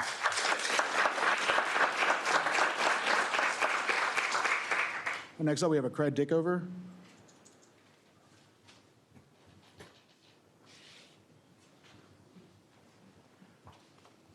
Hi, my name's Craig Dickover. I live at 1404 Longbow Road. I'm here tonight because I'm opposed to this annexation, and I believe this board should be too. You're being asked to annex a 50.98 acres land outside our town boundary so that a for-profit company can build a commercial sports complex. 8 fields, massive parking, an indoor facility, bright lights, crowds running until 10 o'clock at night, every night, and weekend tournaments. They'll pull teams from out of state. Before you vote, I need you to hear what it actually means for the people who live here. Traffic, West Watersville Road cannot handle this, period. It has never been built for it. We see daily gridlock and it intersects with MD 27. The backups will be severe. Has anyone committed to any road improvements? If not, this board would be approving a development whose consequences fall entirely on our residents. Lights and noise, commercial sports lighting is not a floodlight in a backyard. It's a stadium grade. It will pour into the homes of Nottingham residents every single night. And the noise, crowds, cheering, announcement, competitions on multiple fields at once will not stop until 10 p.m. These are not minor inconveniences. This is a permanent change on how people live in our own homes. Safety. The parking lot is a large, ungated, unmonitored. That's not a detail, that is an invitation. An open lot like that late at night is a security problem waiting to happen. No management plan has been presented that I know of. The revenue argument doesn't hold up. We've heard that this complex will bring money into Mount Airy. I do not believe it. Out-of-state tournaments teams need hotels. We don't have them. They need restaurants. We don't have enough. The money will flow to Frederick and Gaithersburg, not here. I'd ask where the independent economic analysis is for anyone who relies on those projections. Environmental risk. Finally, this may be the most serious concern of all. Several of these fields will be synthetic turf. Synthetic turf is known for the source of PFAS, forever chemicals. They leach into soil, they migrate into groundwater. Some of our neighbors are on private wells. Has anyone tested a baseline groundwater on this site? Has anyone identified which residents could be affected? If the answer is no, then the board is being asked to approve a development with an unquantified environmental risk to our drinking water. Traffic, lights, noise, safety, false promises of revenue, contamination risk. This is not a community benefit. This is a for-profit operation that offloads every cost onto us while the profits go everywhere. Vote no, protect this community, and thank you very much. Thank you so much.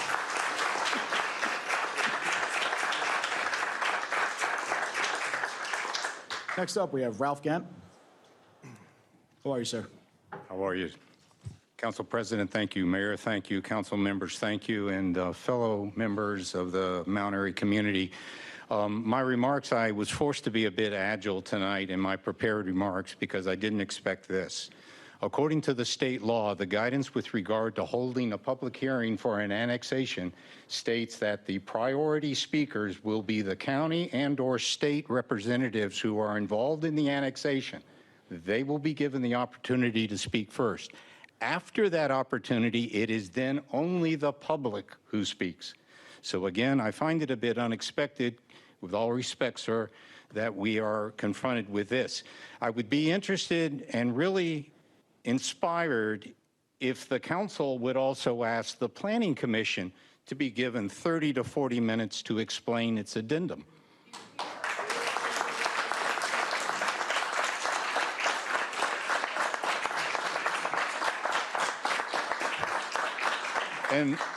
And lastly, with regard to that point of order, and let me correct myself, I'm not allowed to make a point of order in Robert's Rules of Order as a member of the audience. But I believe they're here because they don't like the analysis of 5 months of volunteer citizens who put a wire brush, my favorite term, to that petition with the criteria, with the oversight of our council liaison and our excellent town attorney, and nowhere in that process was I checked or corrected with regard to our criteria, our analysis, or the opportunity for all parties to have a discussion.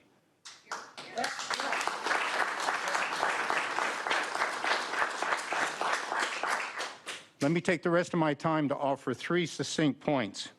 First, during 3 through 8 November of last year, the 420 households in Nottingham were offered a survey to assess their position regarding the annexation and proposed sports complex. Of those 420 households, 226 homes and families responded to a credible 54% response rate. Rather extraordinary if you're ever in the survey business. The bottom line results revealed that 96% of those families did not want the sports complex. Their 3 most significant reasons were A, increased traffic on West Watersville Road and increased difficulties in making turns at the intersection with Ridge Road. B, 8 fields worth of illumination until 10 p.m. at night. And C, competition noise, especially during weekend tournaments until late in the day. My second point reflects upon the public comments already provided to both the Planning Commission and this council in opposition. Several of those speakers prefaced their opposition with explaining their personal credentials as youth coaches, youth sports officials, or just simply very good, very active parents who have been on traveling youth teams and visited or worked at similar sports complexes. All of them, without exception, made it clear that no one opposes increased fields opportunities, but in their statements, they made it abundantly clear, and I believe the voices here tonight say it's the location of this activity that is not in harmony with an already busy 2-lane road, an already congested intersection with Maryland 27, and most significantly, being located right next to a 420-home neighborhood.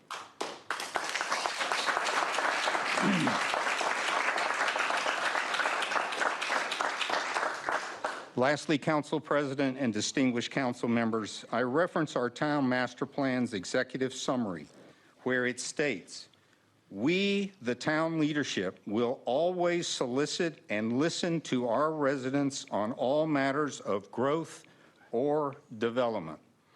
The resident is our most important stakeholder in our town's future," unquote. So I close on that last point. And gentlemen, I recall that when this council deliberated upon the 20 proposed comprehensive rezonings along South Main Street, 2 of you referenced that exact statement in your opposition to the rezonings. So now you face over 220 residents, tenfold the amount that swayed the decision of the council back then with only 20. So will you be consistent in your ruling here?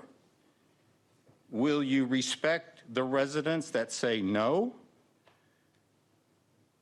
I hope that you do. Thank you.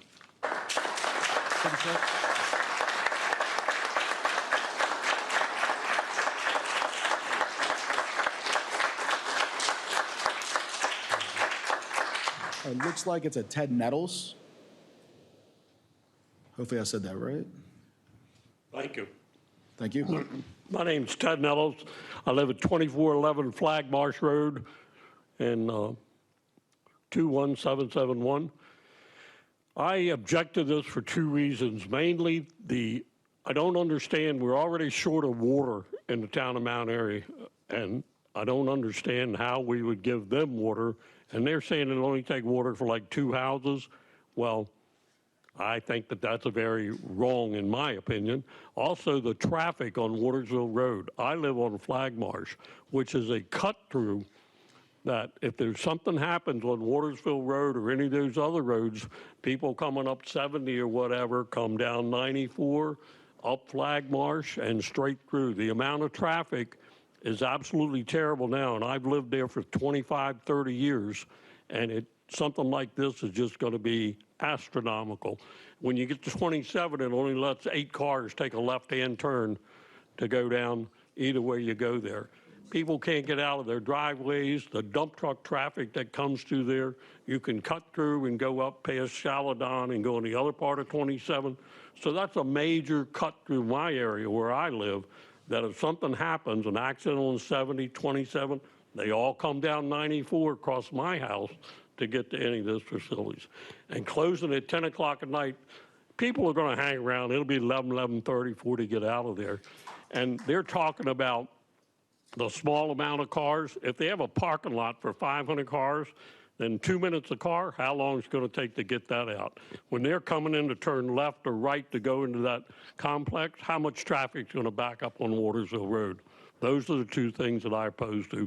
I like the idea of having ground for the kids to play, but I don't think this is the appropriate place for it. Thank you. Thank you, sir.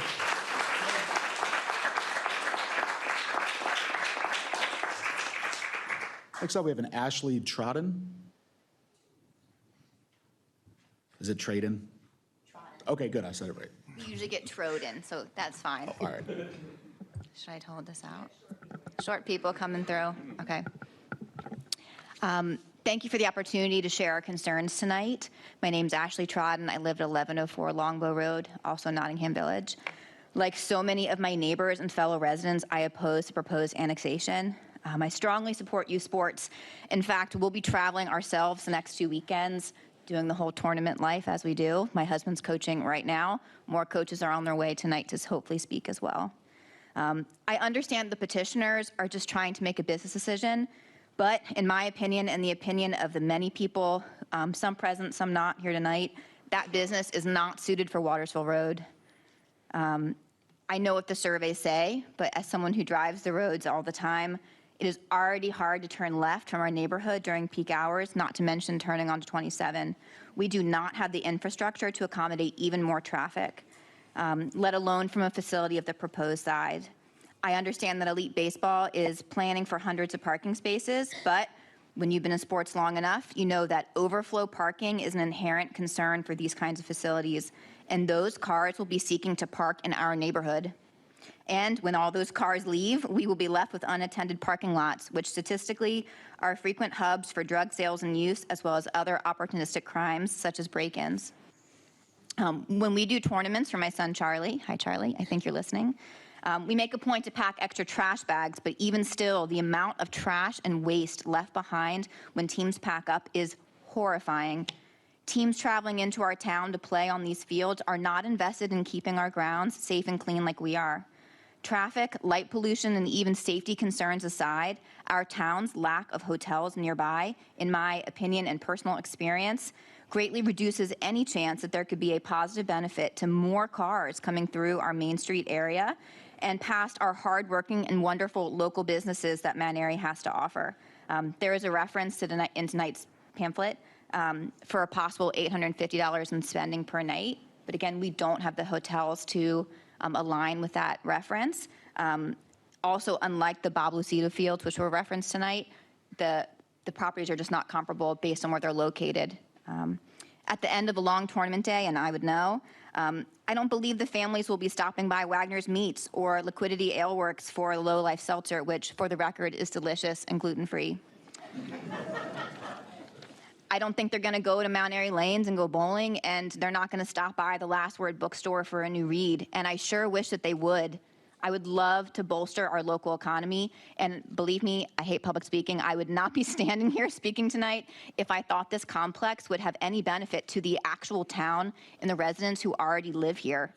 Instead, people will leave the baseball complex with their dirty and smelly sports equipment, as it goes, and their coolers with half-thawed Uncrustables, and they will go back to their hotels in someone else's town to freshen up and go socialize and eat and frequent those businesses somewhere other than here. They will take our quiet evenings, our unpolluted air, and the extra space between our cars, and they will leave us their trash to line the pockets of business owners other than the awesome ones that we have right here in Mount Airy. Thanks. Elected officials, please protect our town and the residents who are in it. Thank you for consideration, and thank you for your time. Thank you.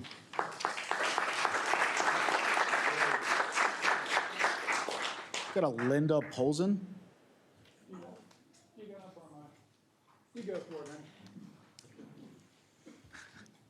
Hello, I'm Linda Polzen. Thank you for the opportunity for me to speak tonight. I am not a town resident, but my property is right here along the Warfield property.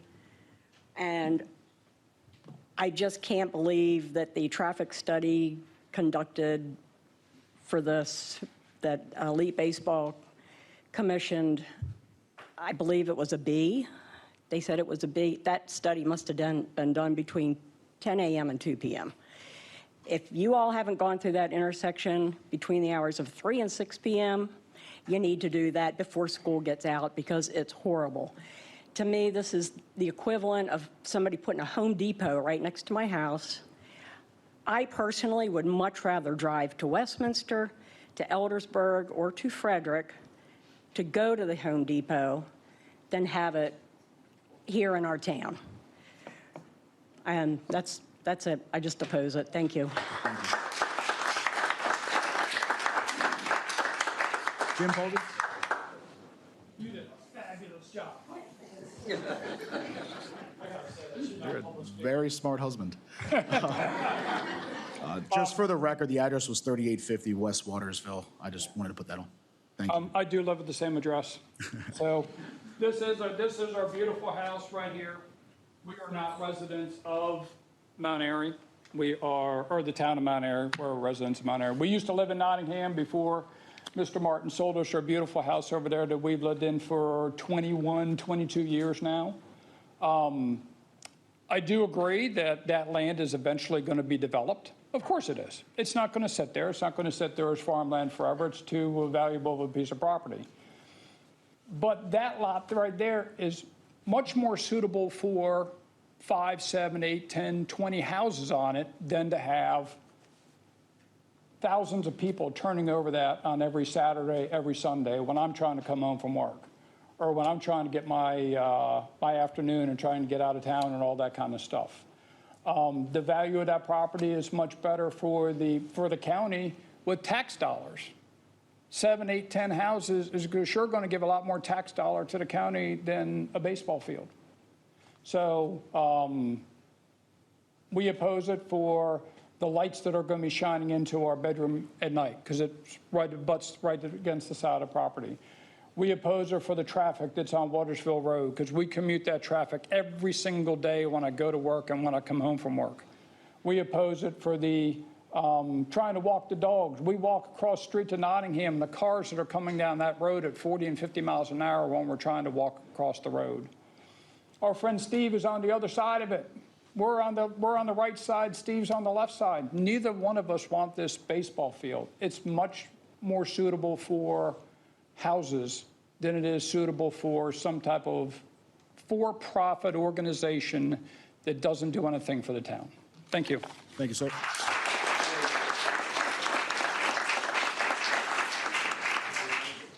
Next up, we have a Ken, and I can't read the last name, but it starts with C. Looks like Colsover. Address is 6613. Sorry, sir. Got it. Thank you, sir. As I said, my name's Ken Collins, and excuse me.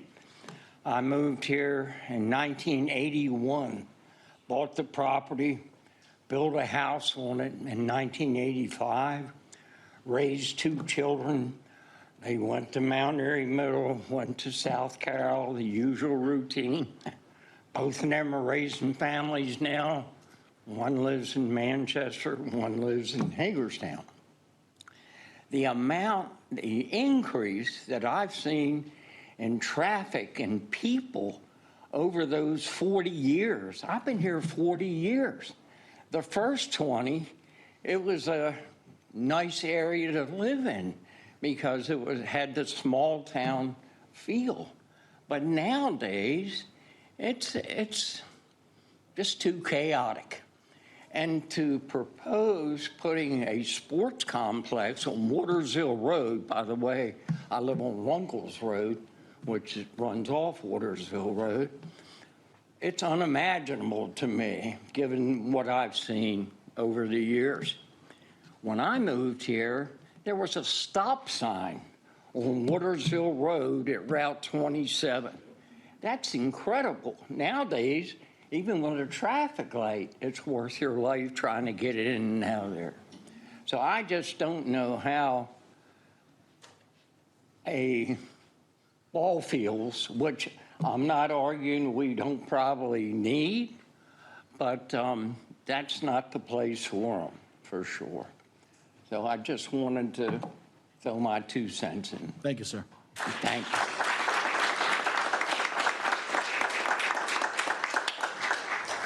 Next up, we have Brian Compton.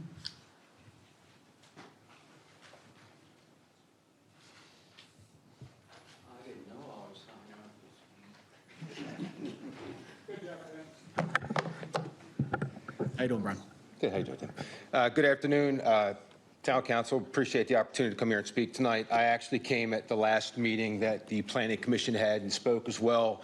My name is Brian Compton. Actually, we're neighbors. I live at 6630 Runkles Road, right before Runkles Road becoming a 1-lane road that ties into Gills Falls Road. So for those that know that area, there's some cut-through traffic from Gills Falls that comes down to tie into the backside of Watersville to kind of skip over a lot of 27, but it is a 1-lane unsafe road to the point that my family typically doesn't travel that way. We'll come through Bottler Road and up through Watersville Road, which our fear in our opposition to this is the overflow of traffic that Watersville Road can't handle now is going to be pushed on those other side roads, most of which are dark, windy, and not two-lane properly striped roads. It's just the same, sentiment that everybody else has said here. I totally agree. We definitely need more fields.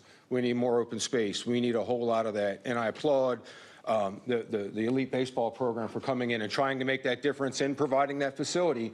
But as we have seen, and on the flip side, it's also I'm the president of MAYA. We have canvassed the area over the past 15 years trying to find more land to build fields on. We've tried to work with town councils in the past, and the properties that were found, that were vetted, just didn't fit the bill because of this same reason here. The infrastructure around them, the neighborhoods, the impacts to traveling public, it just didn't fit what we proposed to do. And to see this happen, I made a comment during the last meeting that I think was kind of taken a little out of context, where I made a comment saying that when we hear of property like this being annexed by the town, we're of support because we know that the town would be able to control what happens with the land a little bit more than the county would. But in this situation, we don't know we have any of that control. I applaud the fact now that in this, what I see as the third revision to the plan, it does now include some fields being given to MAYA, but that's the first I've heard of that. I've not known up until this evening that that was even in the works. We do need fields. We've begged Parks and Recs every meeting, hey, give us fields. We've worked with our Carroll County constituents to try to find more field space, to try to juggle around. But in my personal opinion, as a resident on Runkles Road, we oppose it. As far as MAYA's position on this, it hasn't been put up for a vote or been given enough time to discuss it, simply because we don't really have the full story on what it's going to occur and what's going to be provided to us. Thank you. Thank you, Brian.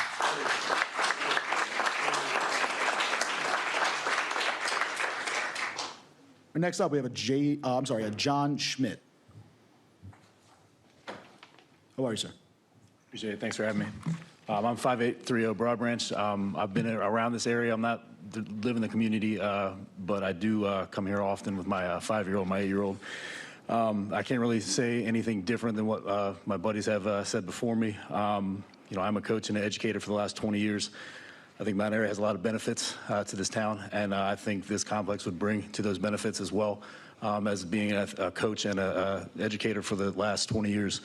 I think that, something like this is desperately needed in this area. I see a lot of kids that are on my son's teams and my daughter's teams that live in this area that have to go outside of it, but I think this would do a great job in keeping the residents of Mount Airy here. All these tournaments, these travel teams that you're talking about, I think a lot of those teams that are going to other places will stay here and enjoy the benefits of the great town of Mount Airy. Excuse me, I'm sorry. And we'll definitely reaping the benefit of a project like this. I appreciate the time. Thank you. Thank you, sir. Next up, we have a Michael Glenn.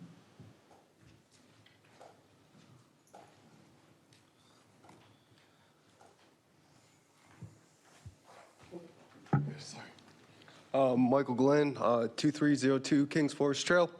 I am against this annexation, and I agree with all of the concerns that are actually brought up by the real residents of this town, and not all the outsiders that have outside interest in it. Thank you. Thank you.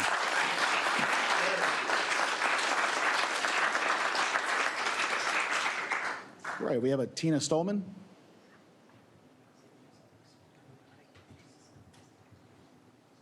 Good evening, ma'am. Hi, my name is Tina Stolman. I live at 1302 Crossbow Road in Mount Airy, Maryland, in the Nottingham section. Wasn't aware, I thought we were actually coming just to tell you guys how we felt, and I oppose the annexation. I was unaware that we were going to have a little breakdown on what you are bringing to the table. There is an entire hallway of volunteer coaches there. In that hallway, we know exactly what sports do for our youth, and this isn't about that. We also know that turf fields are great, and places in Howard County and Montgomery County where the county actually pays for them and keeps them up through their park and planning is fantastic. I'm not a resident, but my parents have a house that backs up to North Side Park in Ocean City. All that is for-profit baseball fields. And at 6 o'clock in the morning, the baseball fields are going, and they're going until 10 o'clock at night. And they park in the neighborhood of my parents' area because there is not enough parking. This is in Ocean City, Maryland. I also know that we used to go to Lax Max in Westminster. We would go to lunch, and we would go to Chick-fil-A, and I'd be there for an hour and a half because Westminster doesn't have the infrastructure. So I appreciate the importance of youth sports, but this isn't what this is about. Also, Mount Airy split between Frederick and Howard County. If Maya doesn't have a sport that my son wants to play, like lacrosse, which they used to have, we just go to Winfield or Linganore. Mount Airy doesn't have a high school that we feed into. Every kid here goes to Glenelg, South Carroll, or they go to Linganore. So providing stuff for Maya, you're not providing for the entire community. And I suggest we do put this up for a vote for the entire town of Mount Airy, because those halls will be packed if we bring everybody in. Thank you for your time. I oppose the annexation. Thank you.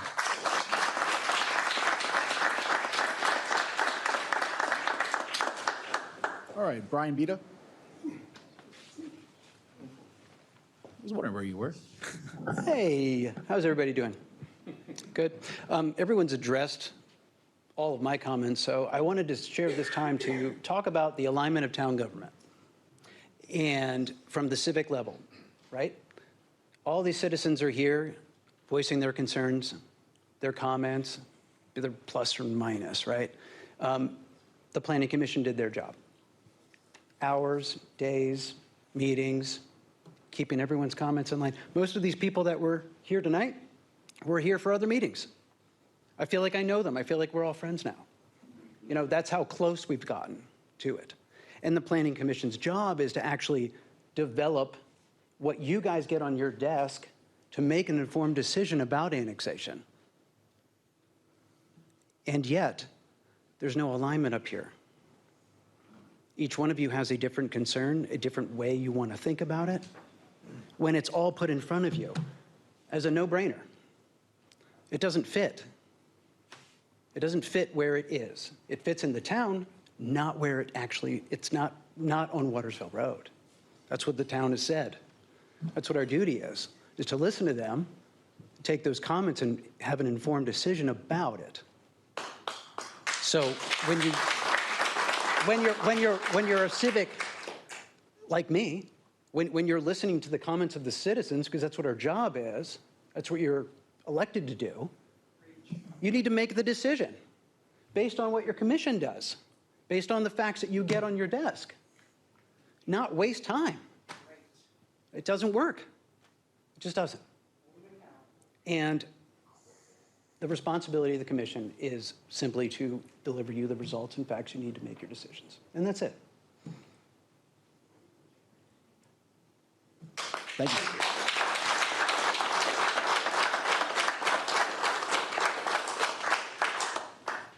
All right, next up, we have a Steven Semmelsberger. Hey, good evening. Steven Semmelsberger, 213 Troon Circle. I am not a resident of Nottingham. And in full transparency, I was just appointed as the alternate member of Planning and Zoning. However, I was not part of any of the Planning and Zoning Commission meetings regarding this, and I have yet to have a meeting with them. So just so that's out there. I'm kind of going to go in a different direction, and that is in regards to revenue and tax economics for the city, or the town, I'm sorry. I couldn't find anywhere in any of the presentations what fees or what economic impact the building of this particular project would provide for the town.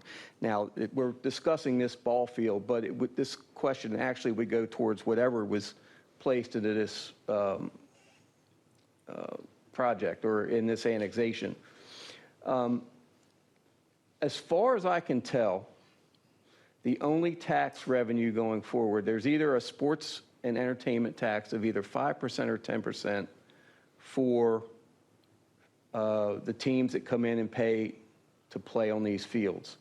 I do not know whether it's the 5 or the 10%, but that's about the only thing I can see as far as the revenue. And as far as impact fees, I couldn't find any. I don't know if there's one impact fee for hooking up to the one sewer, whether there's numerous fees, but the town obviously our reserves have taken a hit in the last couple of years, and the way we build up our reserves is through development. So it's not fair, obviously, to compare this to, say, a 50-house development, which is what the R1, where it would come in as annexed. But we can say that if it was a 50-home annexation using Buffalo Ridge, which was the last project, I believe, that was approved for the town, the impact fees were approximately $28,000 per home. Now, if you add 50 homes, which is a 51-acre parcel, you're talking about $1.4 million in fees that would come into the town that would help build the reserves. And then the 1-acre home in Mount Airy, I don't think it's unreasonable to expect it to be around an $800,000 home. And if you use the 19 cents per $100, that in itself will bring in about another $76,000 a year in taxes. So I'm not sure whether this project financially makes sense to the town. In their September 29th meeting with the Planning and Zoning Commission, slide 8, they made a comment that is in part of their slide. It says, without an increase in revenue, the town will no longer be able to continue to provide the same level of services to the citizens. And that was from an independent auditor's report to the town, 2021-2023. So my question or my thought, and I would hope you guys would want to know this too, is what the tax revenues this project would bring in versus if it was residential or if it was some other project before you make a decision to approve it, because we definitely, I don't think, are going to see the revenue from this project that the town needs. Thank you. Thank you, Steve.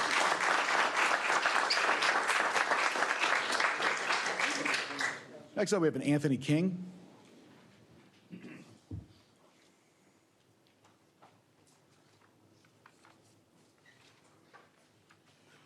Good evening. I'm Anthony King. I live at 1411 Marion Way, Mount Airy, Maryland.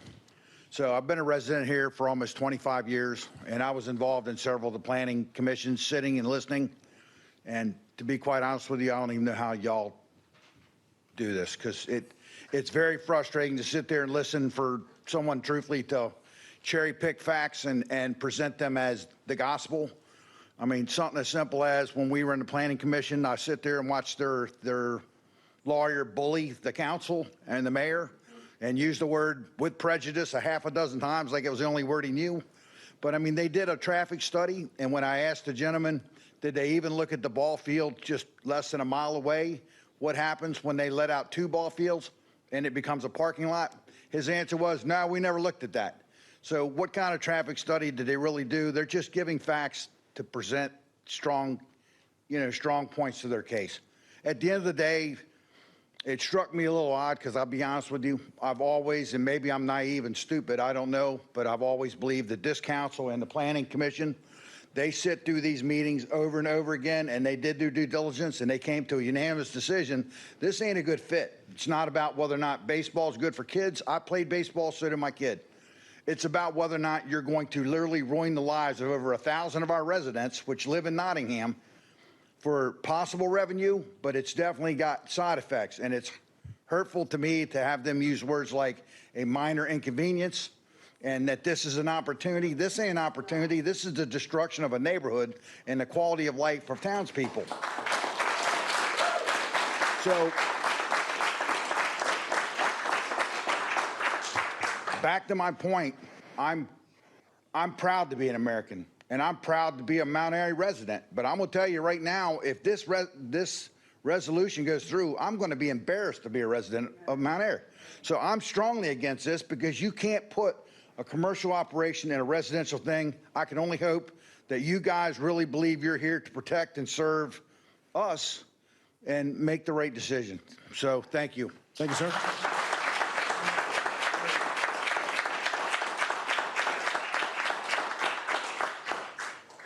Mr. Billy Devers. My name is Billy Devers. I am one of the owners at Liquidity Ale Works down the street here at 8 North Main Street. My residence is at 4311 Wendy Court in Monrovia, Maryland. And I would urge you, I know that since I don't technically live in the town limits, you know, I can't vote here, I don't do any of that things, but I am as much a member of this community as the rest of you. I spend every day here from, I've been in town here since 7:30 this morning, working and walking the streets of Main Street here, talking to other businesses, because I do feel that the Planning Commission did not do their due diligence when it comes to the economic impact of this particular project. I'm not saying anything else about your other concerns, because I do think those are all valid concerns, and you should, in fact, state them here and tell everybody how you feel about it, because that's very appropriate, and I am very sorry that you are all in your feelings about it too. But I am going to read this letter from business owners here in town. To the mayor, town council, planning commission, and town staff, we, the undersigned business owners and representatives of businesses serving Mount Airy community, are writing to express our support for the proposal of Elite Baseball Sports Complex project and to encourage decision makers to give substantial consideration to the potential economic benefits it will bring to our town. As local business owners, we understand firsthand the positive impact that visitors have in our community. Families attending tournaments, sporting events, and other activities purchase meals, beverages, fuel, lodging, retail goods, and a variety of other products and services. Increased visitor traffic benefits not only individual businesses, but also contributes to the overall economic vitality of Mount Airy. While reasonable people may disagree on the exact magnitude of the project's economic impact, we believe that proposed sports complex represents a significant opportunity for economic growth. Comparable sports tourism facilities have demonstrated the ability to attract visitors from outside the region and generate substantial spending within their host communities. We also believe that the perspectives of local business owners should be an important part of any discussion regarding the project's economic impact, as the businesses most likely to experience the effects of increased visitation and tourism activity. We offer a unique and practical perspective on how this project could influence the local economy. Respectfully, the collective business owners of Mount Airy.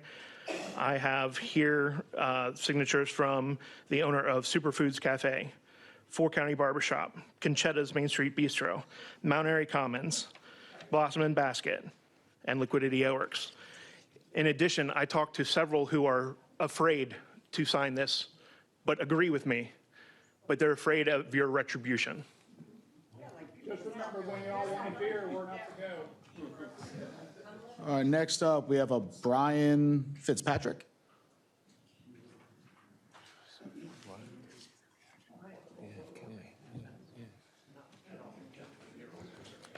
Mayor and Council, thank you for having me here. My name is Brian Fitzpatrick. I live at 603 Arrowwood Circle in Nottingham. That's 4 doors down from the entrance to this proposed project. I've been here for 26 years.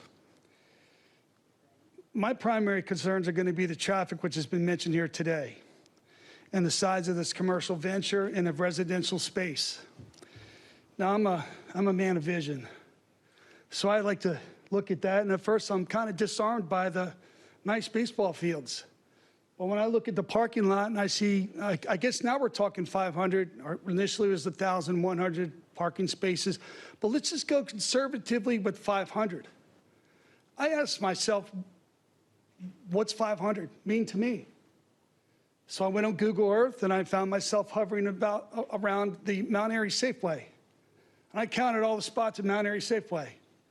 And I counted all the spots around the perimeter, J&P all the way down to the drugstore, to Chipotle, around the bank, around Starbucks, along Ridgeville Boulevard. I never hit 500 spaces. I had like 470 spaces. This is a humongous commercial venture in a residential space, and it absolutely does not fit.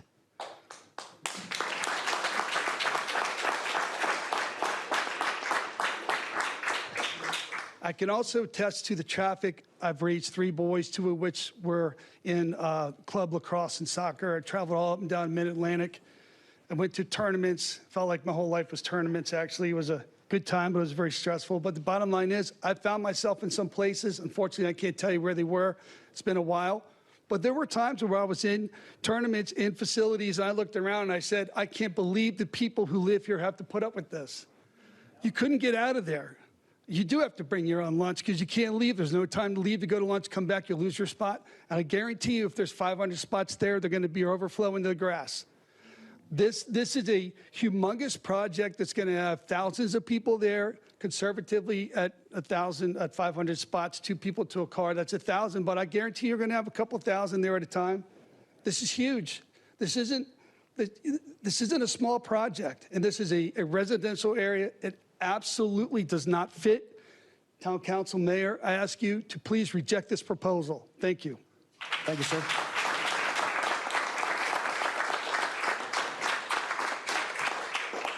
All right, next up we have an Erica Stolz. Or Stoltz, I don't. All right, sorry. Hello, my name is Erica Stoltz, and I reside at 2512 Kings Forest Trail in the Nottingham neighborhood. I am opposed to the annexation of this property, and as I sit here and I hear from all of my neighbors and other town members, you know, I agree with all of their opposition points, and the word that I keep coming back to is irresponsible. To put a project of this magnitude where it is proposed is irresponsible. I do not support putting a for-profit complex above the safety, traffic concerns, and quality of life of the existing Mount Airy residents in that area. These fields do not feel in true harmony with their surrounding, and it does not feel like a community investment to me. There are too many known risks and not enough regard for the residents who will have to live with the consequences every day. As elected officials, it is your responsibility to do right by the citizens of this town and to listen to the people who live here. The Planning Commission exists for this exact reason, to study whether a project makes sense for the town. And in this case, their answer was clearly no. And I was actually a little shocked coming in here. I come in pretty neutral and listen to both sides, but I was a little taken aback when the first presentation came in a little hostile and against the residents that they are trying to preach to and against the commission that are members of our community and our own neighbors who put our own best interests at heart.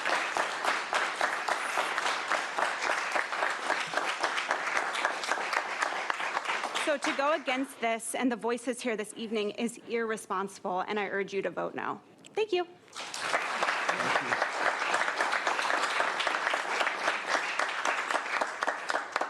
I have a Patricia Schuster.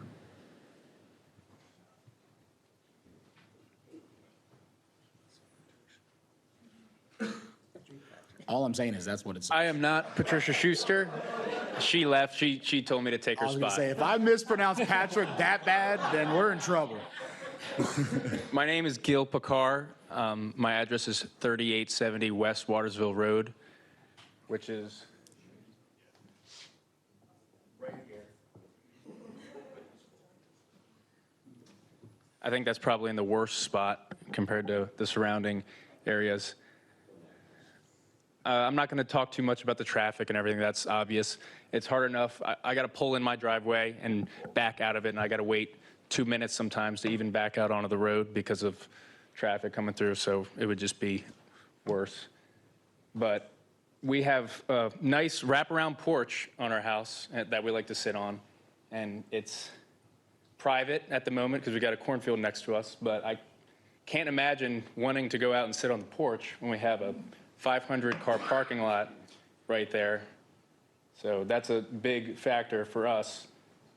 And nighttime games, there's going to be trucks, there's going to be lights, if not from the fields, headlights beaming into the house. So many concerns there for living, but just the effects on the town. I mean, I think it's crazy that the only people here supporting this are non-residents, and they're already gone because they have a long drive home.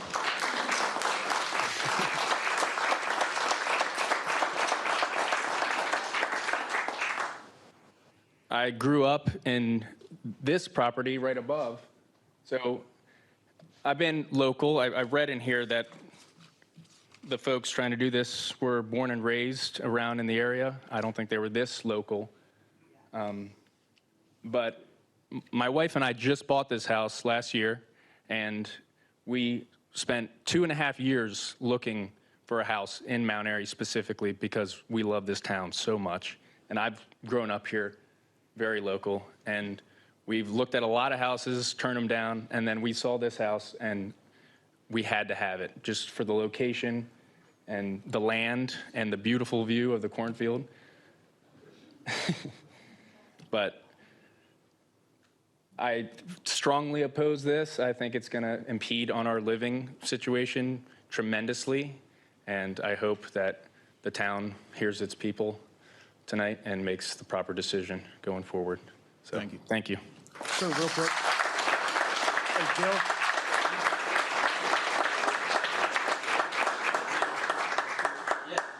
Holly, did you get his name for the record? Sir, can you just spell your last name just for the record? P-E-C-A-R. P-E-C. Gilbert Picard. Okay, thank you.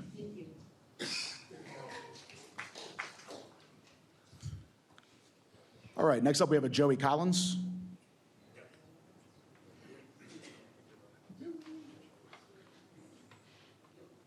Euler? Joey Collins. All right, I'll underline it. I'll come back to it when we get done. Looks like we have a Steve Mummy or Mumay.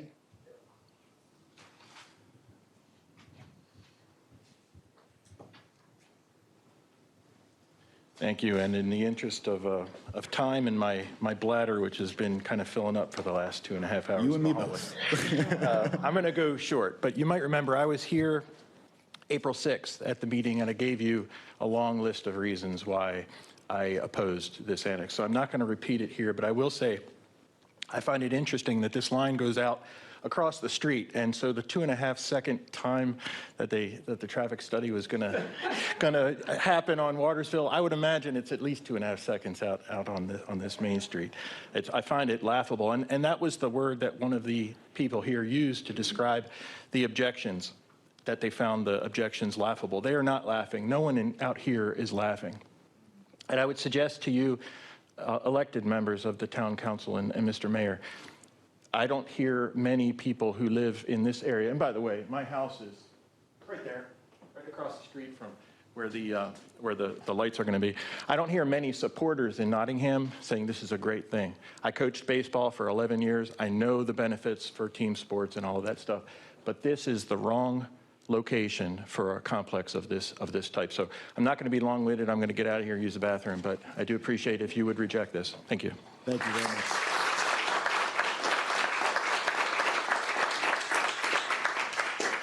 All right, next up we have a John, it looks like Bean.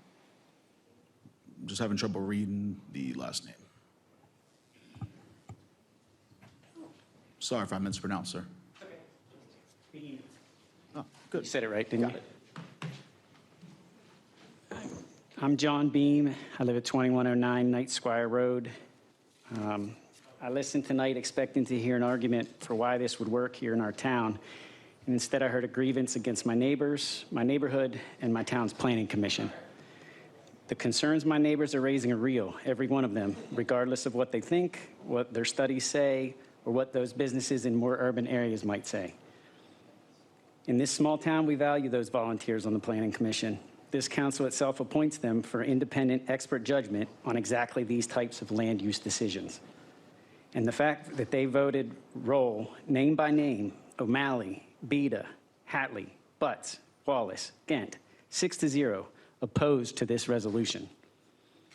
While not binding, I request that this recommendation and the 6-0 vote call be read into the record at the August meeting prior to the vote. Let's not forget why this annexation is in front of you. The applicants plan to build this complex in the county, but in the county, this project needs a septic system. The soil passed the perk test only on the western portion of the property. This location does not work with their field layout. So instead of shrinking the project to fit the land and the county's rules, they are asking you to annex the property onto our town's water and sewer systems. These same systems that your own master plan calls already stressed and unrealistic to expand before 2028. Essentially, the land said no, the county's rules said no, your own master plan said our water and sewer system can't take it. The neighbors said no, and the Planning Commission said no in a unanimous 6-0 by name vote. If this council says yes in August anyway, then the burden is on you to read into the record why you are right and all of them are wrong. Thank you. Thank you, sir.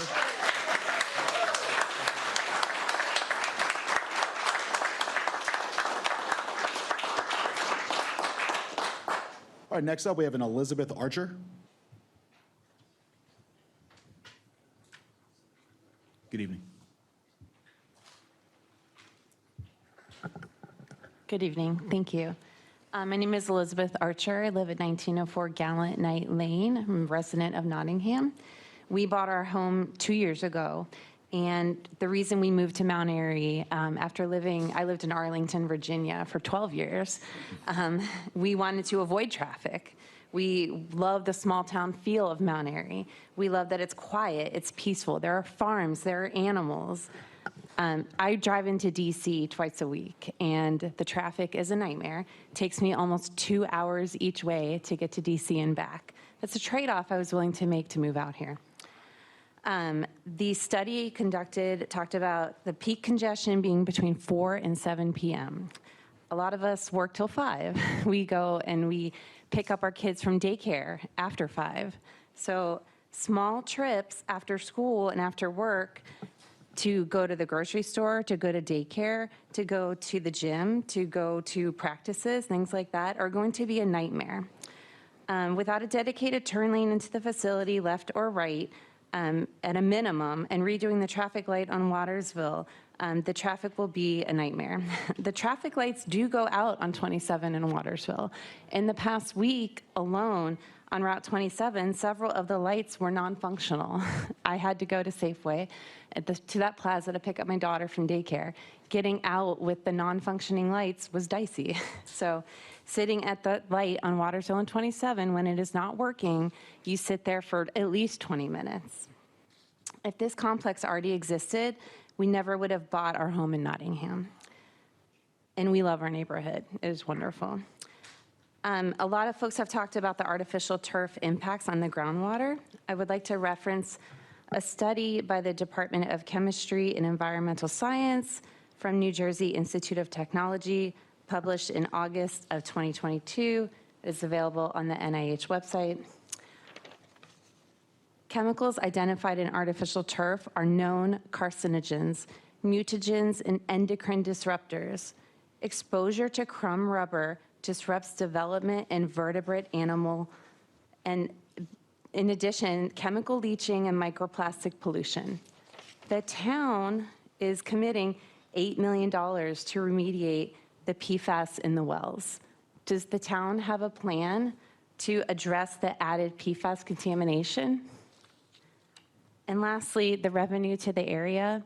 As a resident of Virginia, it is a very congested area out in Fairfax. It's by a major road. There's a Costco down the street. It's off of Route 66. There's 20 hotels at least in the area. There's numerous restaurants. It's near Dulles Airport. It's near George Mason University. So of course there's a lot of options for folks to go and to eat and stay in hotels. We just don't have that here. And lastly, everyone's mentioned the strong opposition of the residents of Nottingham. That is a substantial 95.6% of the residents who answered that survey do not want this here.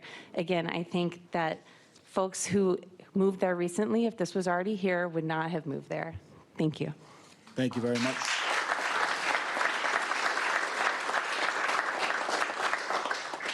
Next up, we have a Jeff Raberman.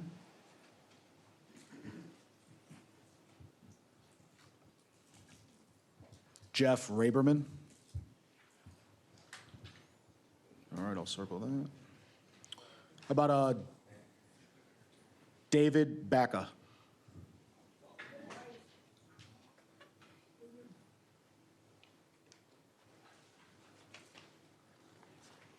Hello, my name is Dave Baca. I live at 1606 Kings Forest Trail in Mount Airy, and I'm in the Nottingham development. 24 years ago, I lived in Fairfax County with my 4 young kids. On the weekend, I lived 3 miles from Home Depot. It took me 30 minutes to get to Home Depot. All of my 4 kids have been raised. We've loved living here. It's been an amazing community. It's exactly what God wanted for us, to live out our child-rearing years in a community that was filled with support, openness, farming country, and while I don't take away the opportunity that elite baseball is striving to achieve, I understand it's all about business, it's all about money. As I head into my retirement years, the thought of retiring in 1606 Kings Forest Trail and on weekends spending 30 minutes to get to Safeway does not float my boat. It's not a happy place to live. And if I then consider the opportunity to try and sell my house for a degraded value, which this is going to do, the opportunity for potential buyers to come in and look at my home and fight through the traffic to even get to my property is going to be a huge deterrence. So I plead with this town council, with the mayor, to vote against this. And here's my commitment. As I move into my retirement years, I will spend every waking moment, if this council approves this, to oppose every single one of you the next time you're up for election. Thank you.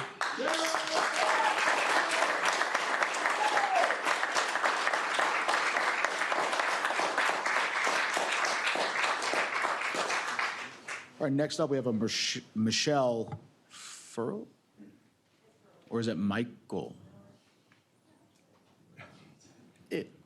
You go ahead and say it. I'm just going off the handwriting. It's Tim Furley. I'm the next one on the list. Michelle is my wife. Okay. She gave her time to me, but I'll be very brief. So Tim Furley, my wife and I live at 605 Arrowwood Circle in Nottingham. Mayor and council members, thank you for the opportunity to speak tonight. I stand before you as a resident who is deeply concerned about the proposed annexation of the property on Watersville. My concern is not simply about one piece of land. It is about the future of Mount Airy and whether the commitments made to residents during your campaigns will continue to guide your decisions today. Many of you came to my door while campaigning. You asked for my vote. I listened carefully to what you promised. The promises were remarkably consistent. You spoke about reducing traffic congestion.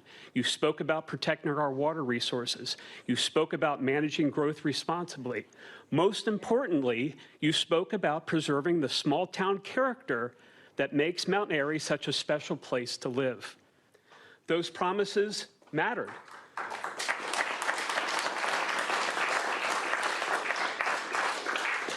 Those promises mattered. They are why many residents supported you. Tonight, I ask you to remember those conversations. I ask you to remember the commitments you made not just to me, but the countless citizens across this town.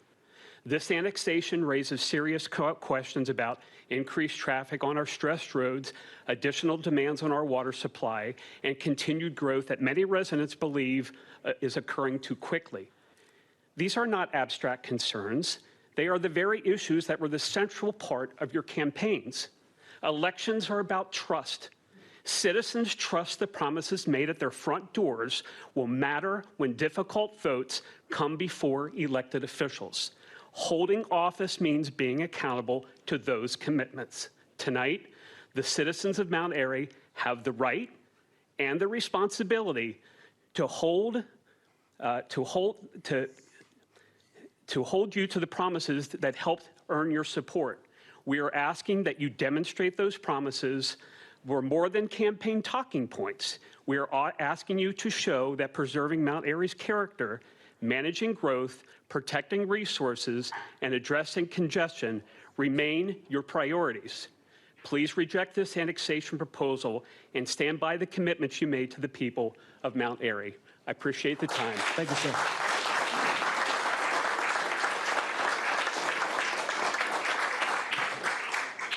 Next up, looks like we have a John Walsh.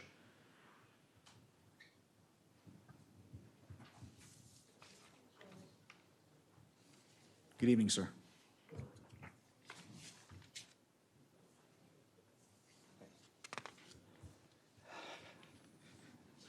Thank you for the opportunity. Hello, friends and family and neighbors. I think half my street was here tonight. I do live in Nottingham. I've been a resident of Mount Airy since 2001. And yes, I'm in support of youth athletics. There's a problem, though. I represent a company called Area Scouts and Apex Evaluations. Apex Evaluations on the athletic side is spearheaded by Dr. Andrews, probably the most famous orthopedic surgeon in the country. I beg to differ. These numbers here that are put in here, only 14 high school baseball players were injured in 2018. Only 29 average all sports out of 10,000. According to Dr. Andrews and his staff, creating evaluations for youth athletes, there's approximately 75 million youth athletes that we know of in this country. Out of that 75 million in 2023, there were over 33 million youth sport injuries. Tournaments,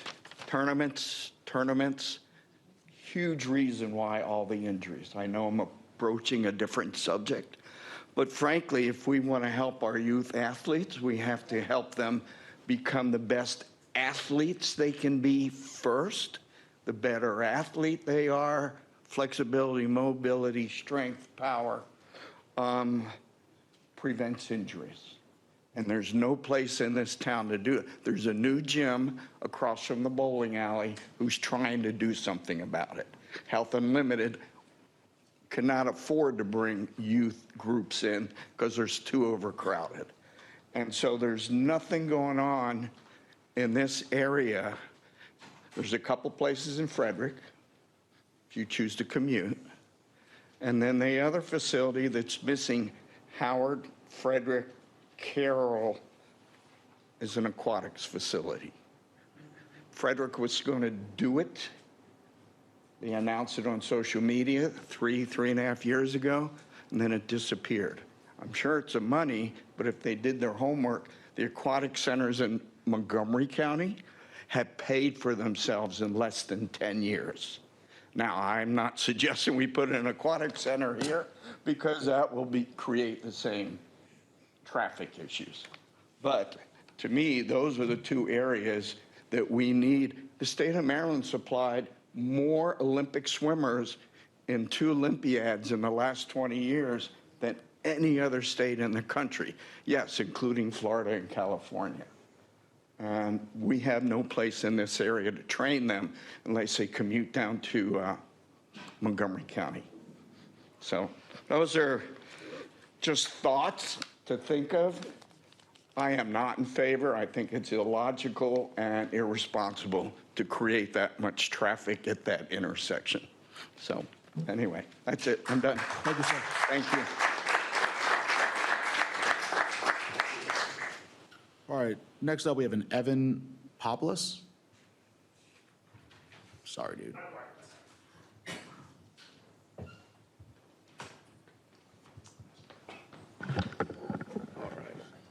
My name is Evan Pupilus. Really I live at it's a hard one. It's like your eye, Pupilus.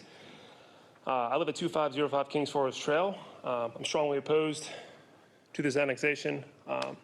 My neighbors have brought up a ton of points. I think traffic is the biggest issue by far. Even if they were to add some merge lanes or even widen it to 2 lanes each way in that one section, the cut-through areas can't support it, and that intersection would just get overrun. So it's just really not feasible, straight up from a traffic perspective. No one is against youth sports. Petitioners keep talking about how it's a benefit to have this. I agree. Like, youth sports are needed. We need more fields. Just not in that spot. It's like that location is not feasible. Somewhere else, maybe, but not right there. Thank you. Thank you very much.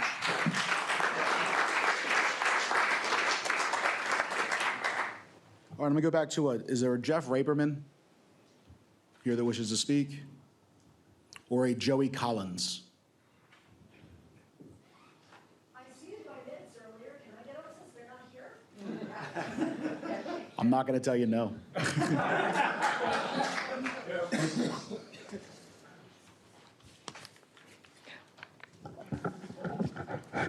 Let me just say that my primary concern is with the traffic, like a lot of people.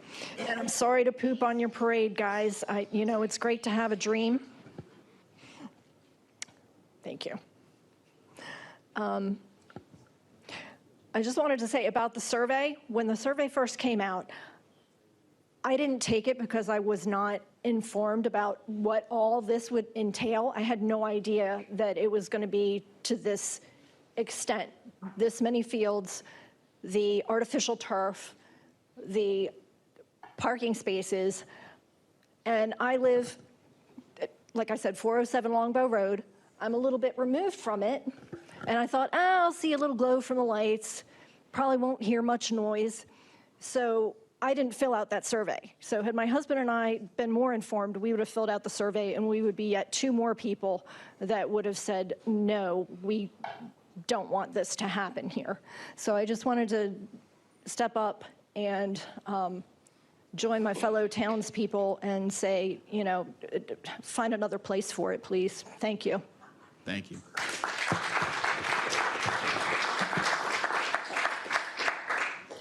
All right, I know in the beginning when we first started, there was someone who said that other people just didn't get here in time that wished to speak. How many are in the audience that didn't get a chance that would like to speak?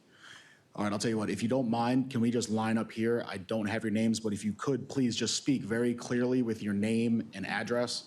Holly, I'll do my best to write down as well. All right, I'll do my best to keep it concise. Good evening, members of the Town Council. My name is Iman. I'm a resident of 2306 Kings Forest Trail, and my in-laws live at 804 Promenade Lane.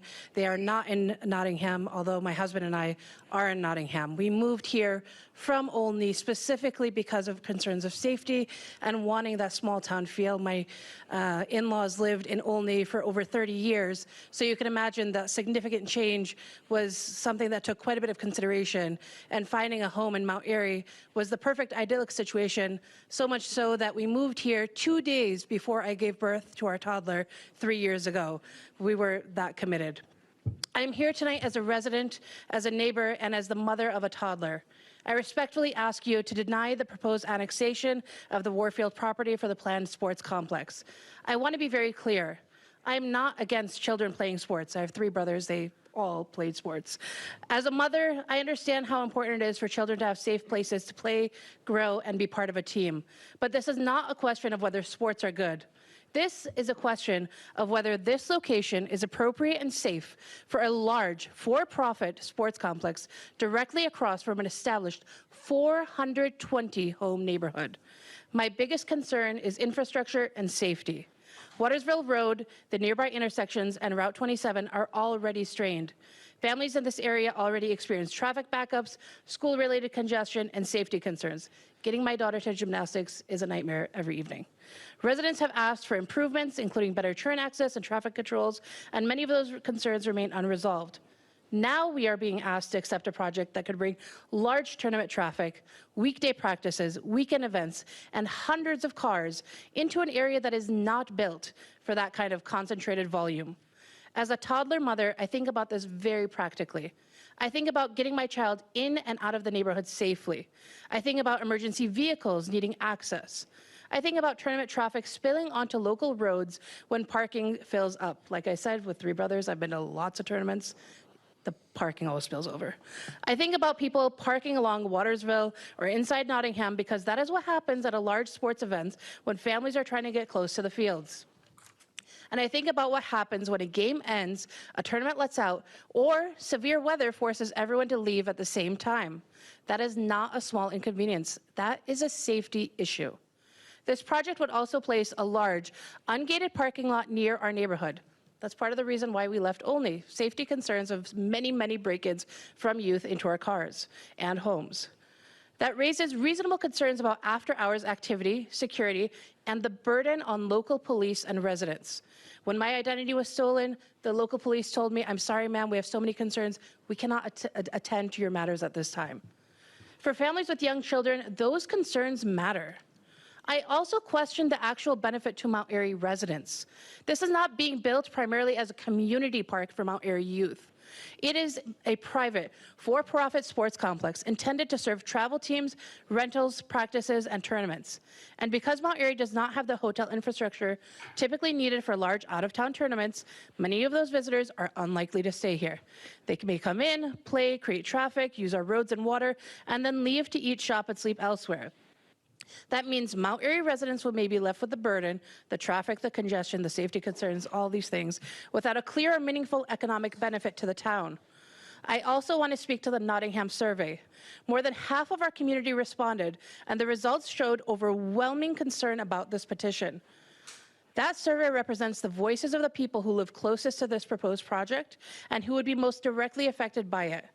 Residents took the time to respond because they are worried about the future of their neighborhood, their roads, their safety, and their quality of life. I asked the council to take those voices seriously. The Planning Commission studied this petition for months and unanimously recommended against it. Nottingham residents have spoken clearly, and I'm asking the town council to listen, please. Again, this is not about opposing sports. It is about opposing the wrong project in the wrong location. Please deny this annexation petition and protect the safety, infrastructure, and quality of life of the families who already live here. Thank you. Thank you.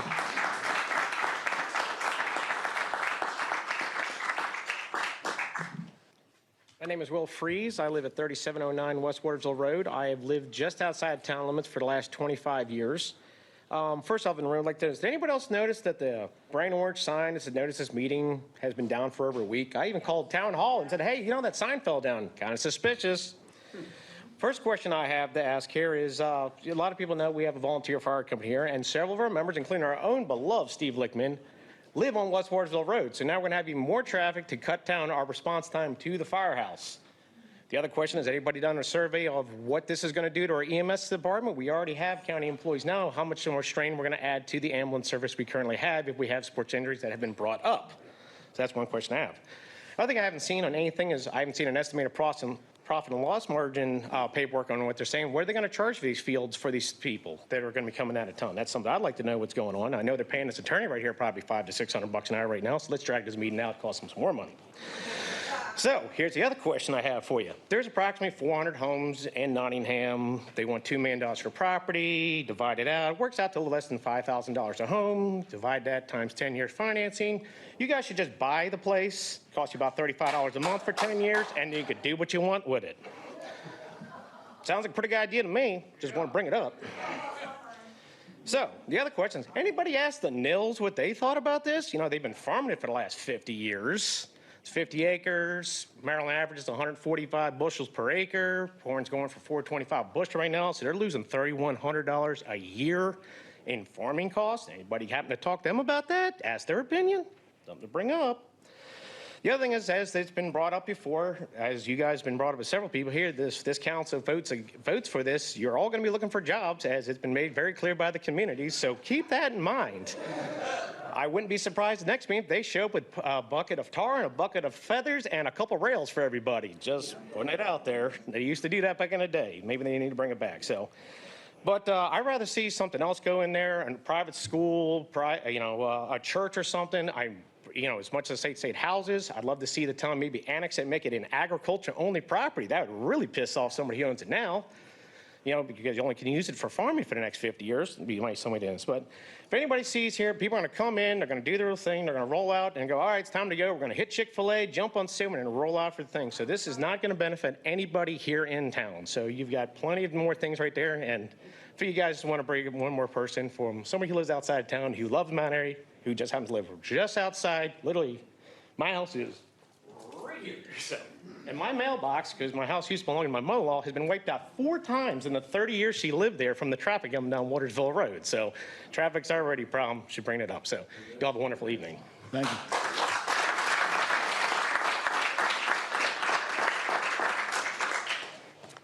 Good evening. My name is Jennifer Block. I moved here in 1997 at 302 Arrowwood Circle, and then again in 2017 at 1212 Crossbow Road. I want to begin, like a lot of my neighbors, saying I'm not opposed to youth sport. I understand the value that it brings to the children in the community. I'm a coach. I'm a sports parent. This is not a concern.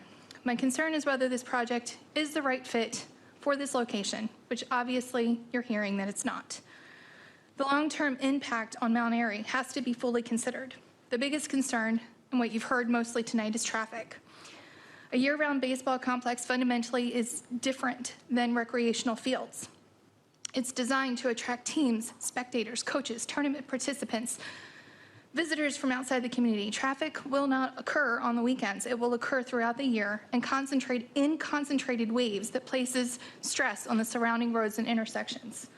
As the previous speakers said, what happens when we have a major weather event? What happens when we have an emergency and all of those people need to vacate immediately at the same time? We've heard a lot about the projected economic benefits, but while those benefits are projection, that traffic is guaranteed. I also, not in this letter, but I question the economic benefit to Main Street because most of the businesses are not going to be open during the time that these kids are on their way home. They're going to be closed. So that is also something to consider. We've heard that visitors will stop and shop and dine in town. As a sports parent for more than 20 years, that has not been my experience. Families typically arrive with equipment, attend games, buy food at the facility, which they are going to have food, and then head home. You're going to have a major congested traffic problem at Chick-fil-A and McDonald's, and that is it. So that is another whole that traffic circle up there is not going to be able to handle. It's going to be a mess. When hundreds of vehicles leave at the same time, where do they go? Beyond the traffic, I'm also concerned about the strain on the town infrastructure, including the water resources. Water capacity is not unlimited. Mount Airy knows this. We've talked about this for years. As we continue to grow, I think that we should carefully consider whether adding a project of this scale is the best use of those resources. I'm equally concerned about the impact on one of the largest residential neighborhoods in Mount Airy. Nearly 500 households chose to live here because Mount Airy has a small town character and a quality of life. A year-round sports complex directly across from an established neighborhood changes that character permanently. People chose Mount Airy because it doesn't feel like everywhere else. When I bought my house, my first house here, Mayor Pat was jogging, and he said, "Welcome to Mount Airy. If you need anything, I'm the mayor." I've run into Mayor Hushhour a dozen times. He's always said hi. He's always asked me how my family is. We are not Fairfax County. Stop comparing us to Fairfax County.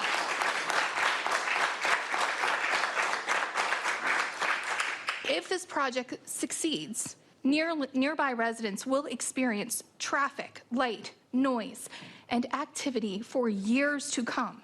That is what they hope, that this is a years to come impact on the residents that have voted for you and poured ourselves into this town to keep it small. If it doesn't succeed, the town could be left with a large, highly specialized property built for a single purpose. Before approving this project, I believe that we should ask what happens when those projections, if those projections are wrong. What will that property become in 10 or 15 years from now? How long will it take to sell it? How much money is it going to cost to change it?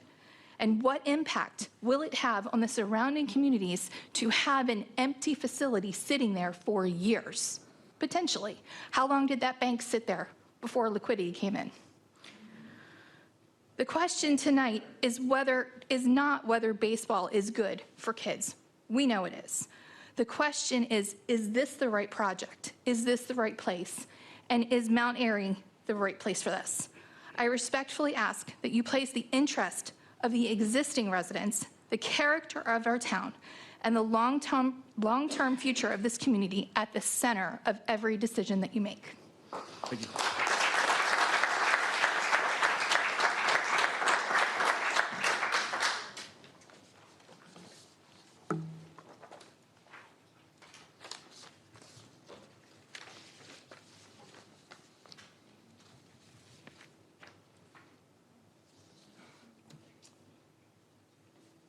Good evening. My name is Marshall Payne Gassaway. I am a resident at 2007 Kings Forest Trail, Mount Airy, Maryland.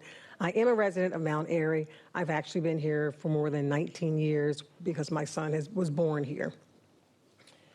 I'm concerned about some of the things that have actually happened this evening. I think as a resident, I am very appalled by the fact that we were attacked as residents in Mount Airy by the three gentlemen that are seated before me.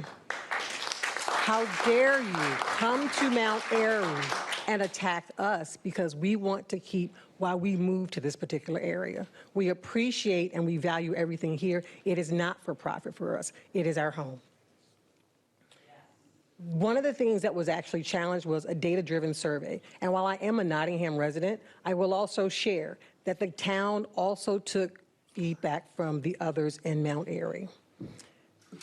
A town survey that was conducted, Mount Airy town residents who have shared a desire for such things as nature trails, walking and bike paths, 61.6% of the residents actually wanted that.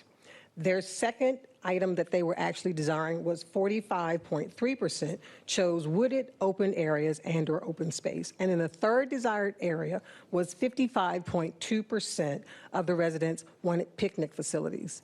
We did not say that that's what we wanted. And this was something by the town, not solely by Mount Airy.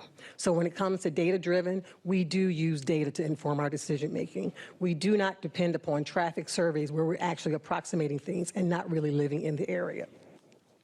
One of the other things that I want to share is that in a prior meeting, I actually brought a display that showed the traffic that currently exists on Twin Arch. A visual was providing illustrating the excessive traffic that the town is already having to deal with on Twin Arch, which currently houses significantly, and I stress, significantly fewer fields in comparison to what the petitioners for profit are proposing. In addition, we've heard much about the growing economy, what this is going to bring to the town of Mount Airy, and I thank you as a representation for the businesses. However, I will also say this. These residents, these folks that are coming here, we will actually come to your business regardless of what happens. We are not ones that are not going to actually patronize your businesses. But I find it highly unlikely that someone's going to come in for a haircut. They're not coming for haircuts. They're not doing that, okay?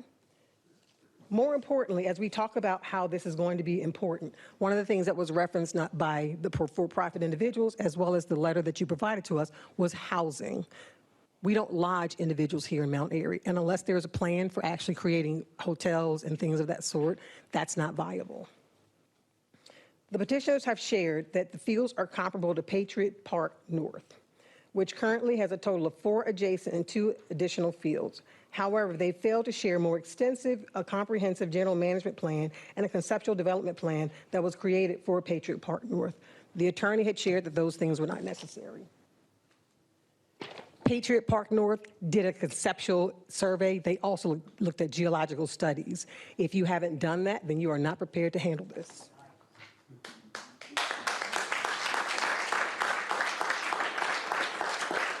Mount Airy not only lacks the infrastructure to sustain a business as proposed by the petitioners, you have provided an expected amount of revenues that you will be generated with things that you cannot provide conclusive evidence. As it was echoed by the Maya president, they have actually proposed that now all of a sudden they're going to create fields for Mount Airy, for Maya. Every so often, the themes change with our petitioners. They often will say, that this is what we're going to do. This is what we're going to do. Now we've actually found out that, oh, it's only going to be this, and we're going to actually get the fields for Mount Airy, for Maya. We don't know that, and nor should we be basing a decision upon that. Our council has done a phenomenal job thus far, and we would actually look to you to continue to do those things. However, leading up to this, there have been months upon months and lots of documents that these fine gentlemen behind me have actually worked on to create. So I would actually encourage, not only is tonight's meetings information important, but everything leading up to that. There were many a nights that myself and many of the residents here, we were here till 11 o'clock at night trying to determine what was in the best interest for this town. It's about this town. It's not about the folks that are coming in to talk about why it's important for sports. We understand about sports. I've lived sports my entire life. 50 plus years I've done sports. Matter of fact, I play flag football in Frederick, and I enjoy it. But this is important to me because I live here. I reside here. I'm not someone coming in from Sherwood High School. I'm not someone coming in from Olney. I'm actually someone who's coming in from Nottingham who rides her bike down Watersville. And if you can't guarantee that I can ride my bike down Watersville because that's a homely place that I've actually become accustomed to, we have a problem. And you can't make that guarantee because we know the traffic is different.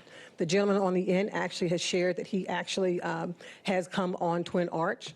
The traffic, as all of you all know, as residents of Mount Airy, it's bad. It can be very bad. And if you've gone to any of the games at the firehouse, at the fields over there, you can tell. Again, the last visual that I provided showed exactly what the traffic was. A few days ago, I took a visual that was actually showing the park right up here. So if you look at the Watkins Park, you add that on to Mount Airy's traffic that's happening at Twin Arch, couple it with what we can't handle right now on Watersville, we have a serious problem. The bullying that has been happening as a result of you all need to do this, you came to do this, that's not who we are in Mount Airy. We're a home-friendly town. My residents are here with me to actually share why we are not in support of this. But in addition to that, I also want to make sure that people understand that it's important to understand the impact. We've talked about the PFAs.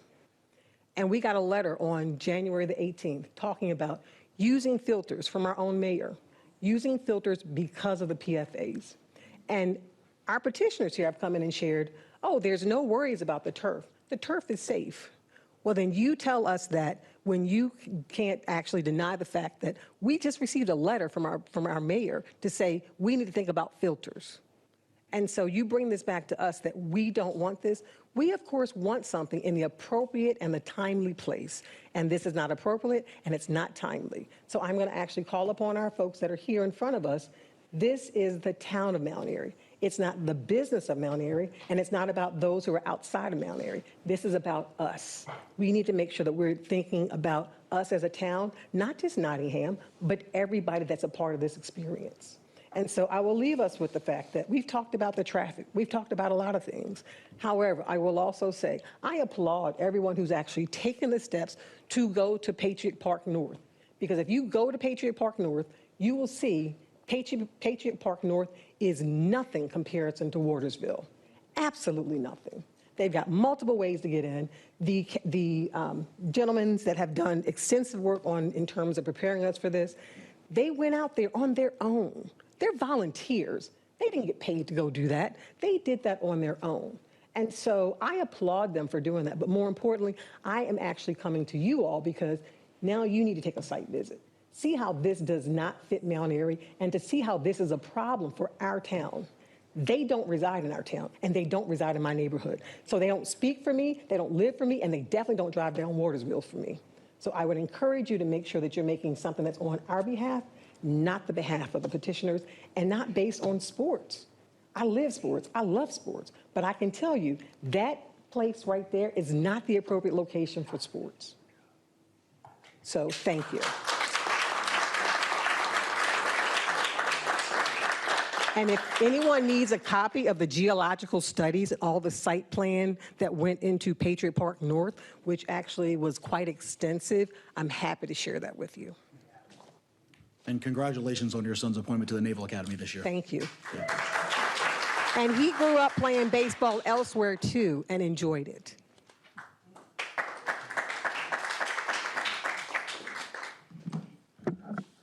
How are you? My name is Ken Humble. I live in the 1800 block of Kings Forest. Marshall's a tough act to follow. I have a couple different backgrounds. I'm a law enforcement background. That hasn't been addressed tonight at all. EMS, the gentleman just brought that up a few moments ago, which needs to be also considered.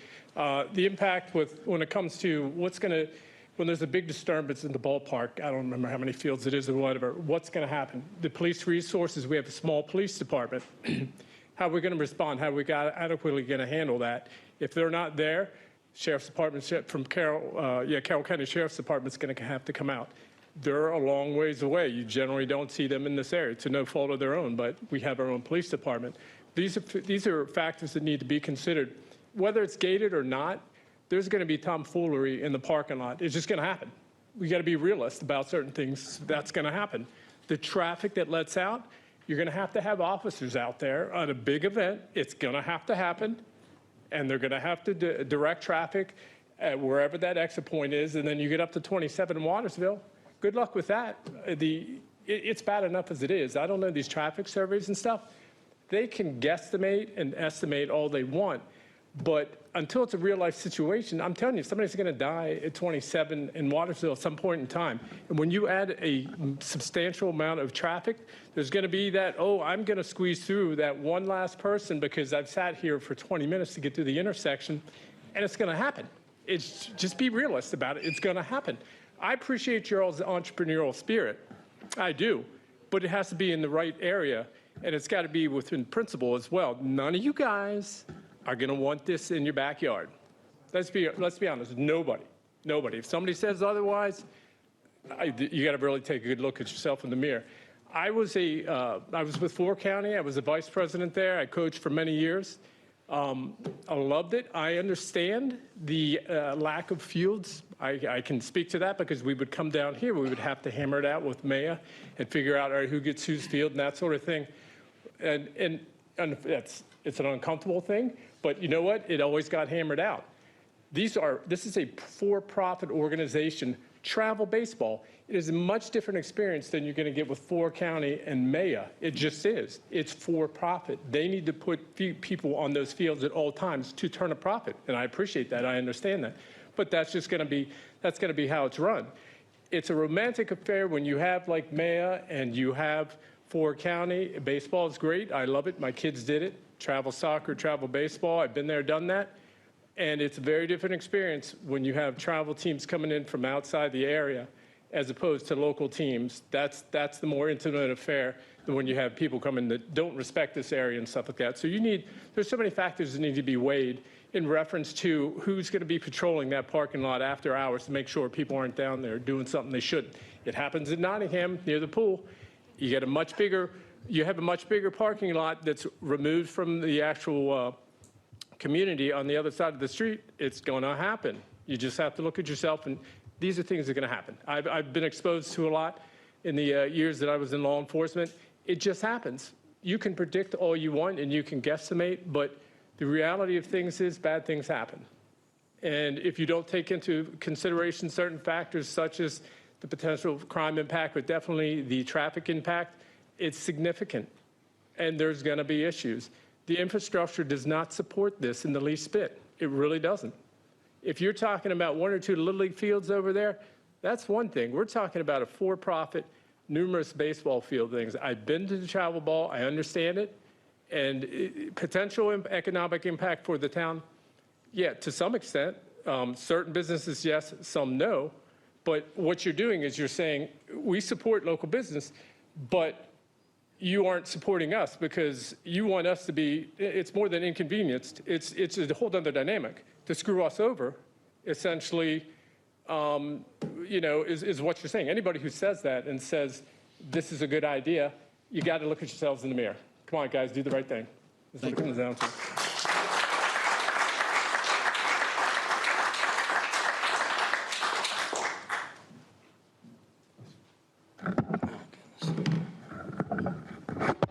I think I'm the last one. Matt Kugel. I live Cougle. They always spell it wrong. I spoke at one of the early meetings in October, and it's great to hear everyone talk throughout the evening. I was getting here late, so I couldn't sign up because I was coaching myself. My address is 1103 Cobblestone Lane, and that is my house. That guy named Patricia lives over there. I was only going off of what the paper said. So what you're doing right now is you are paving paradise and you're putting up a parking lot here. So that's what I'm going to see, parking lots and nothing but lights. Everyone has touched on a lot of things that I already wanted to say, and there's two things I just want to kind of hit home. I work in sports, I do sports, I make cleats for little kids, I work at Under Armour, I get sports, I love it. I want every kid to play sports because of the adversity they get and all of the challenges in life, and that's going to be the good thing for them. But it's just not here. I'm against this complex in our neighborhood. Infrastructure and safety are the main things that I want to really hit home. The roads are at capacity. We see it every night when we're trying to get home. We're trying to get to practice or something like that.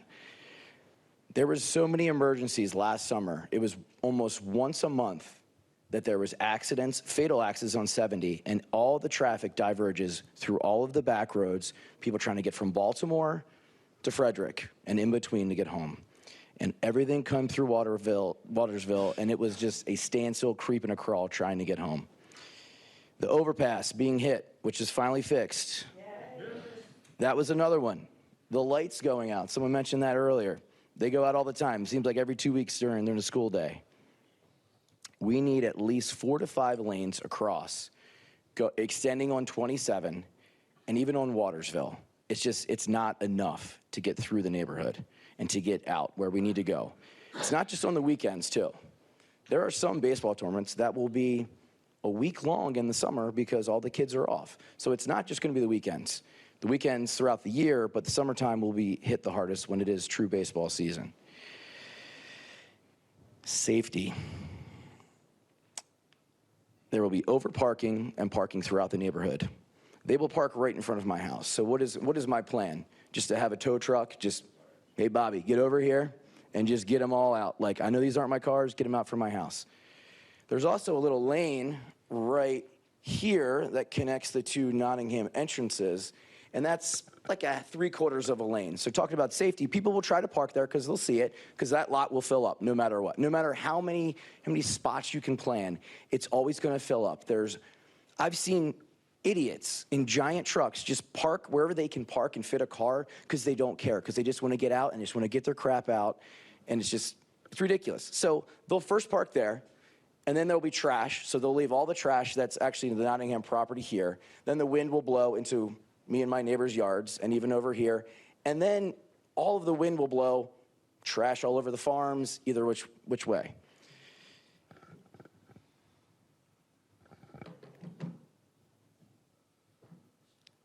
I'm also the equipment manager for the lacrosse team at the Crim Gold Park. I can count, I don't have enough fingers and toes, the amount of drug deals that I've seen go on in that parking lot. And that is in Woodbine, that is way out there. Liberty Road is the closest road, and 27 cutting through Braddock. I've seen it. We are so close to 70 and so close to 27 that it's just going to be a quick hop, little jump, and boom.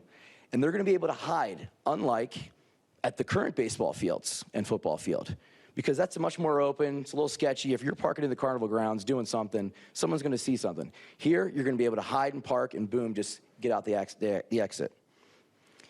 Word about our kids and our kids' safety. There are a ton of kids in the 420 homes in Nottingham. When these kids start to drive, we all know that they're not the best drivers. They speed down the road. I see it now. What do we think is going to happen with all this traffic? There's going to be so many car accidents. I don't want to see a child lose their life because of crazy parents upset that they lost the championship game or anything like that. There's just too much traffic, and we've got to look elsewhere for this. So I ask you guys, there's another field out there called Shamrock Farms, which was supposed to be this giant horse farm. Why don't you guys look there to put your place there? Get it out of our neighborhood, go put it somewhere else in the county. Thank you. Thank you.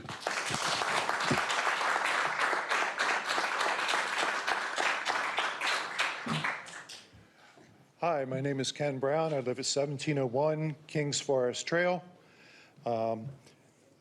I won't reiterate a lot of the other points. I think I am the last person in line, so I'll try and be brief. I'm speaking against the annexation of the property for the sports fields. Although I would not, for all the money in the world, want to be in your position right now. The gentlemen at the table have really put you between a rock and a hard place.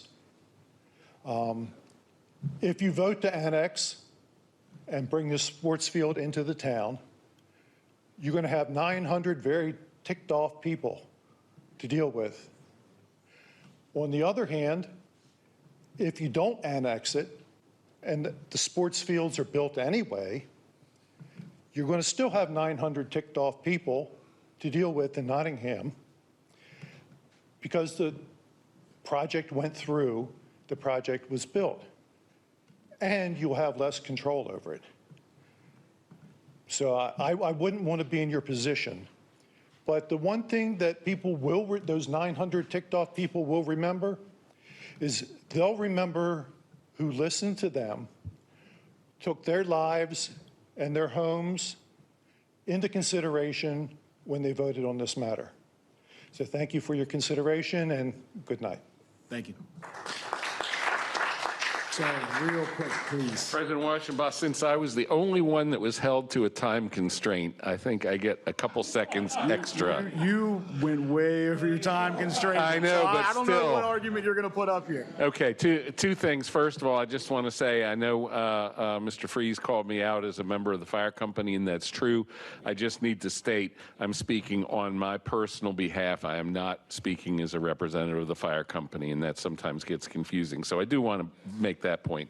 The point that I wanted to make, I would like to ask a question of the fellas from Elite Sports and see if they will answer this. Why? Why here? Why this? Why this spot as opposed to any other spot on the planet? Is that a question that we can address to them, and is that a question that they can answer? So we're not going back and forth. This is public comment just for your thoughts, et cetera. Okay. But thank you very much. Yeah, thank you very much. All right, real fast, we're going to take a 3-minute break because if I don't, I'm going to float away. So give us 3 minutes if CMC can go on recess, and then we'll reconvene, and it will be 10:10. 3 minutes. Thank you, guys. I'll have to run with you because I'm pretty sure we're locked up.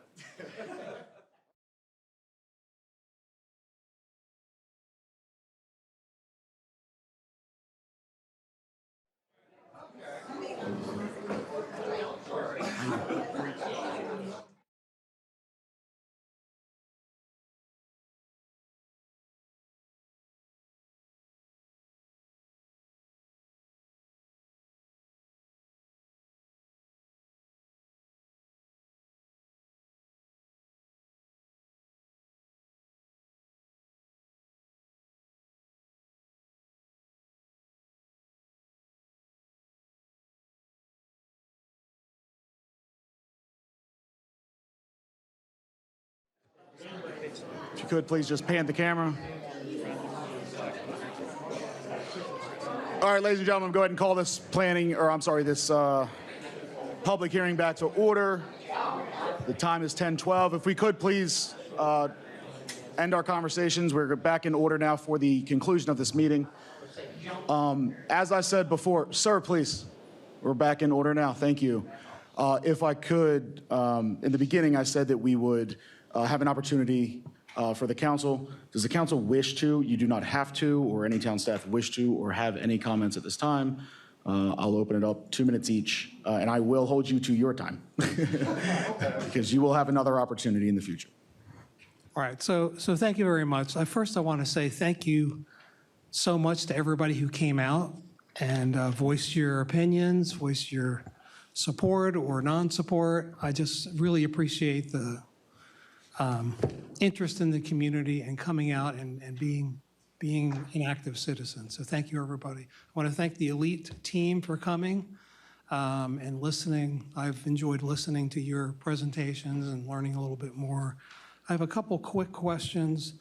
I'm not looking for answers right away, but just some observations. So obviously, traffic safety is a big issue. And I guess my question to the Elite team, when you're going to come back and give another presentation, I was surprised that there were no solutions. I mean, clearly, you must be aware that this is one of the biggest issues and concerns. So I didn't hear from you any kind of a solution, whether you've talked to the Maryland Department of Transportation, whether there are roadway improvements, and whether you're going to be part of that. If there aren't, what are you going to do to ameliorate that kind of a situation during your events? I heard no solutions tonight, so that's a comment for you. Another thing that would be useful is, first, the statement. Our town has an 80-acre deficit of public open space. So you mentioned that the public will be able to use the amenities. You're going to donate a field. It would be nice to see the specifics of what's going to be offered, what percentage of the time. If there are fees, what are the fees to rent fees? I need to see more details on how the operation's going to be done and the opportunities to the citizens. And I heard the beeper go off, so I thank you. I was just raising the volume because you guys will get the volume. I turned it down for the citizens. All right, Carl, go ahead. I'll be really, really quick, Council President. I just would like to say thank you for everyone that came and spoke out, both the residents and the elite sports. And I also want to thank that we don't have as much as we should nowadays, is civility of it, of the people in the audience. Everybody was very respectful of everybody when they spoke for or against, and I would like to thank you, being through handling some very contentious hearings. So I just want to say thank you again for all the residents and the behavior that we showed tonight. Thank you. And I will have questions later, but not tonight. Thank you. Councilmember Kelly. Thank you, Council President. Thank you for everybody who came out here, all the citizens, the business partners, county residents, Elite Baseball. Thank you very much. I'm a little uncomfortable with some of the barbs that were traded, so I want to give my opinion that I believe are facts. But the fact is that the Planning Commission did everything I didn't reset it. that was asked of them and more. So this Planning Commission, as Chairman Gent said, he puts a wire brush to it. Their deliberations were extensive, and I don't believe they deserve any barbs. It can also be said, there can also be a truth that Elite Baseball, in my observation, has been very open, very detailed in their vision the whole way. I found it disappointing that some have held their self-described amateur illustration of their vision against them. There's a little bit more refined here. This is not a site plan. They said that at the beginning. Again, they were trying to be very transparent and probably against their council wishes. They shared those details, but they were trying to be open, and I do believe they are trying to be partners with this town. I've traded a lot of emails with, I believe they're all or mostly Nottingham residents, probably about 24 throughout this whole process, and I always take the time to respond, in addition to say thank you, ask them questions. And as one of the last speakers said, it's a little bit more complicated of a decision because the petitioners have stated they will move forward with the county, whether or not they're annexed or not. They don't need a rezoning, that's a fact. They need to go to the county planning, the Board of Appeals, I guess, in the county, and ask for a variance. It's a much easier process. So I just kind of wanted to put that fact out there. So as one of the speakers said, we may get this here in a less flexible version, whether we annex it or not. So, and then if you look further down the road, another possibility would be if it's not annexed in, later, if this falls through, right, another owner or developer could come in and ask for annexation. That could be R1, you get 50 homes there. Might not be that big of a deal to some of you. A different council doesn't have to stay R1. That's a fact. So I hear you, I understand. I'm here because I've been there. And I thank you all. Those are my comments. Thank you. Thank you. Council Secretary Evans. Thank you, Council President. I'll echo everybody else up here. Thank you for everybody that came out, all the comments, all the different points of view. Thank you for the presentation. Appreciate everybody that came out. I have a few concerns, and it's not really questions, but when we get to the council meeting, I would like to, go a little more in depth with those. One of my main concerns, obviously, with everybody else is the traffic and the road improvements. Obviously, that's the big topic of the day. One of my bigger concerns also is the PFAS with the artificial turf. If we could have some sort of, study or whatever built around that. And then, this isn't a huge thing for me, but I would like to identify what the donation to Maya is, because it seems like it's floated out there and it's been talked about a couple different times, but there's not really anything as far as what that means to anybody, to Mr. Compton's, point. What does it look like? Outside of that, we can discuss everything at the council meeting when we have a little more time.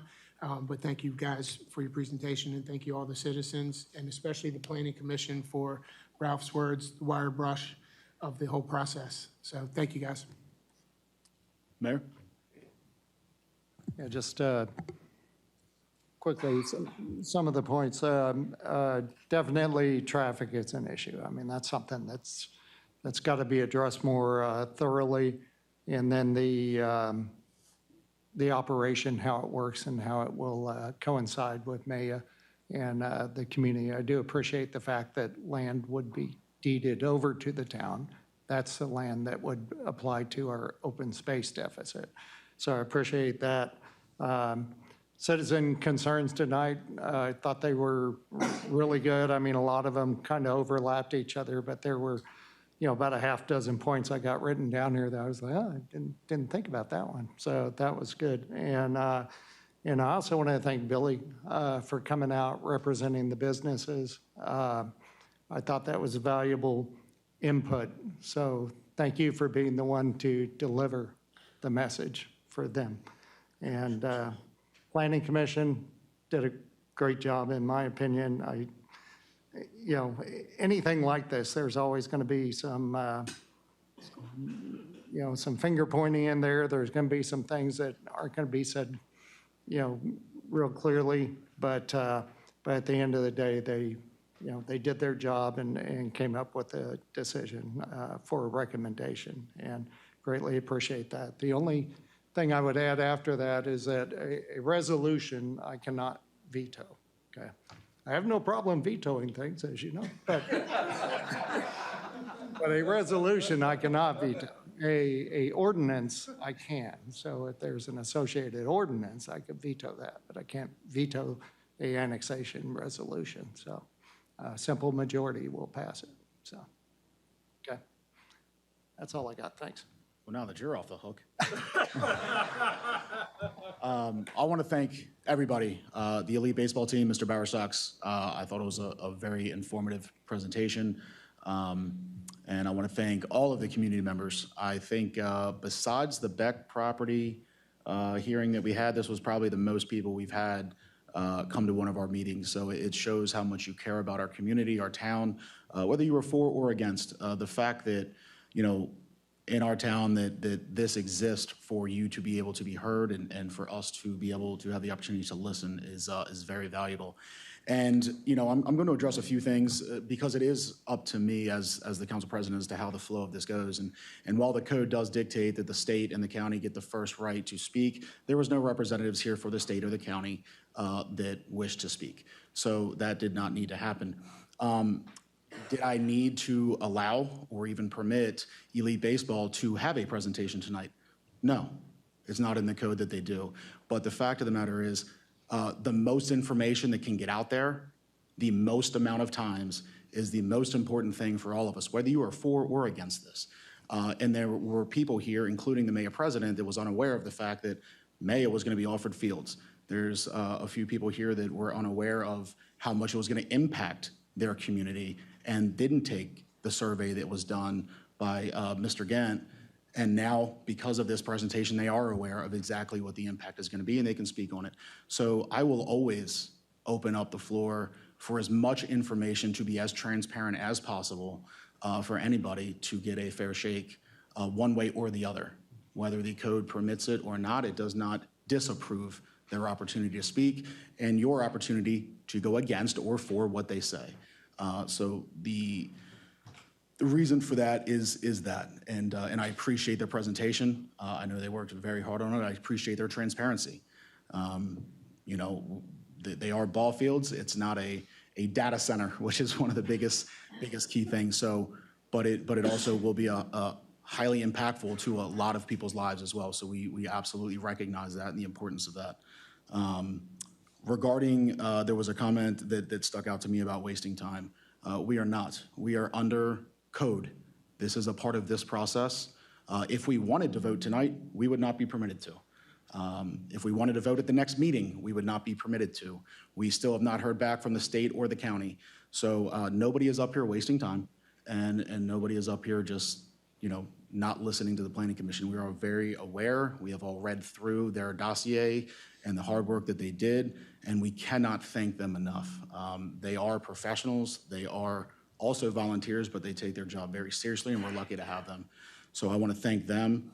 And, you know, moving forward, again, if Elite Baseball and Mr. Bowersox wishes to amend any of their annexation plans, or if they wish to address any other concerns, I will open up an agenda under the presentations portion for a quick update if any changes are made. And again, any citizen, whether you're in the town or out of town, you are welcome to come during the public comment portion of the council meeting in July and in August or anytime, and also have your voices be heard there as well. So there's still going to be at least 2 more times for citizen communication and 2 more times for Elite Baseball to also present their case, and 1 more time in July for the council, which will be a little bit more detailed than what it was tonight, and then definitely in August when we go to more than likely make the vote. By that time, we will have everything back from the state and the county, and I think a lot of the questions and or concerns might have some hard factual numbers as well coming from them. So with that being said, is there anything else, town staff, Elite Baseball? I know that I said I would open it up to answer any questions. I feel like most of it was statements. I know you were able to answer the one question, but if you have any closing remarks, quickly. Just for the, as far as dealing with Mr. DeMotor's request about maybe some more details with Maya, we have reached out. I understand everybody they're busy and their reasons for maybe not being able to get back to us. If there's any way you guys could help facilitate some type of back and forth with us and them, we would appreciate that as much as possible. I'm not sure if you can, but we want to have as many conversations with them as possible so we can maybe iron out some of the more details that you guys would want. I'm just coming here as just kind of a request. I will reach out again, but I don't know if there's any way you guys can help facilitate it. If you could, that would be phenomenal. If not, we'll do our best too. Okay. All right, well, thank you guys very much. Oh, go ahead. One last thing. If you do have questions that, for instance, Mr. DeMotor asked some questions, others have decided to wait. If there's something specifically you want to know with Mr. McCarron's authorization, you can call me. I'll try to find whatever it is. We've given you the background data. There's additional data. If it's something you're looking for that we have, we'll be happy to share it. Okay. All right. And then one more thing, look forward to the discussion next time. The best comparable complex from like a road would be the Covenant Park off Centennial Lane in Ellicott City. So if you want to go see, that's about it's a 1 lane each direction. It has about 8,500 average daily traffic count. Watersville Road's 1,800, so it's about 4 times the amount of traffic. Now the complex is currently there, but it'll give you a good idea of how they use their front of their property to do the XL decel lane off a 1 lane road through a neighborhood section in there. So the Covenant Park off Centennial Lane in Ellicott City. Best comparison from a traffic standpoint. All right, thank you. All right, and like I said, ladies and gentlemen, just to close out, every single bit of documentation, whether it was an email to us from a citizen, everything that was said here is obviously on record. It will be on the website probably by end of business tomorrow, as well as this presentation and the very lengthy impact study and analysis. So everything is going to be available to see, and I'll even see if it can be shared on Facebook on our town page, just as a quick link, hyperlink that you can click on it and get there as well. I want to make it as transparent as possible. So, you know, if possible, we can try and get that. If I can just throw in one thing. If we're going to be redacting some names off of emails and everything, it may take a couple of days. Okay. To get that done. Okay, that's fine. For the emails. All right, well, with that being said, I want to thank everybody for their time, and this will conclude tonight's public hearing for the Annexation Resolution 2025-7. Thank you guys very much, and have a great night.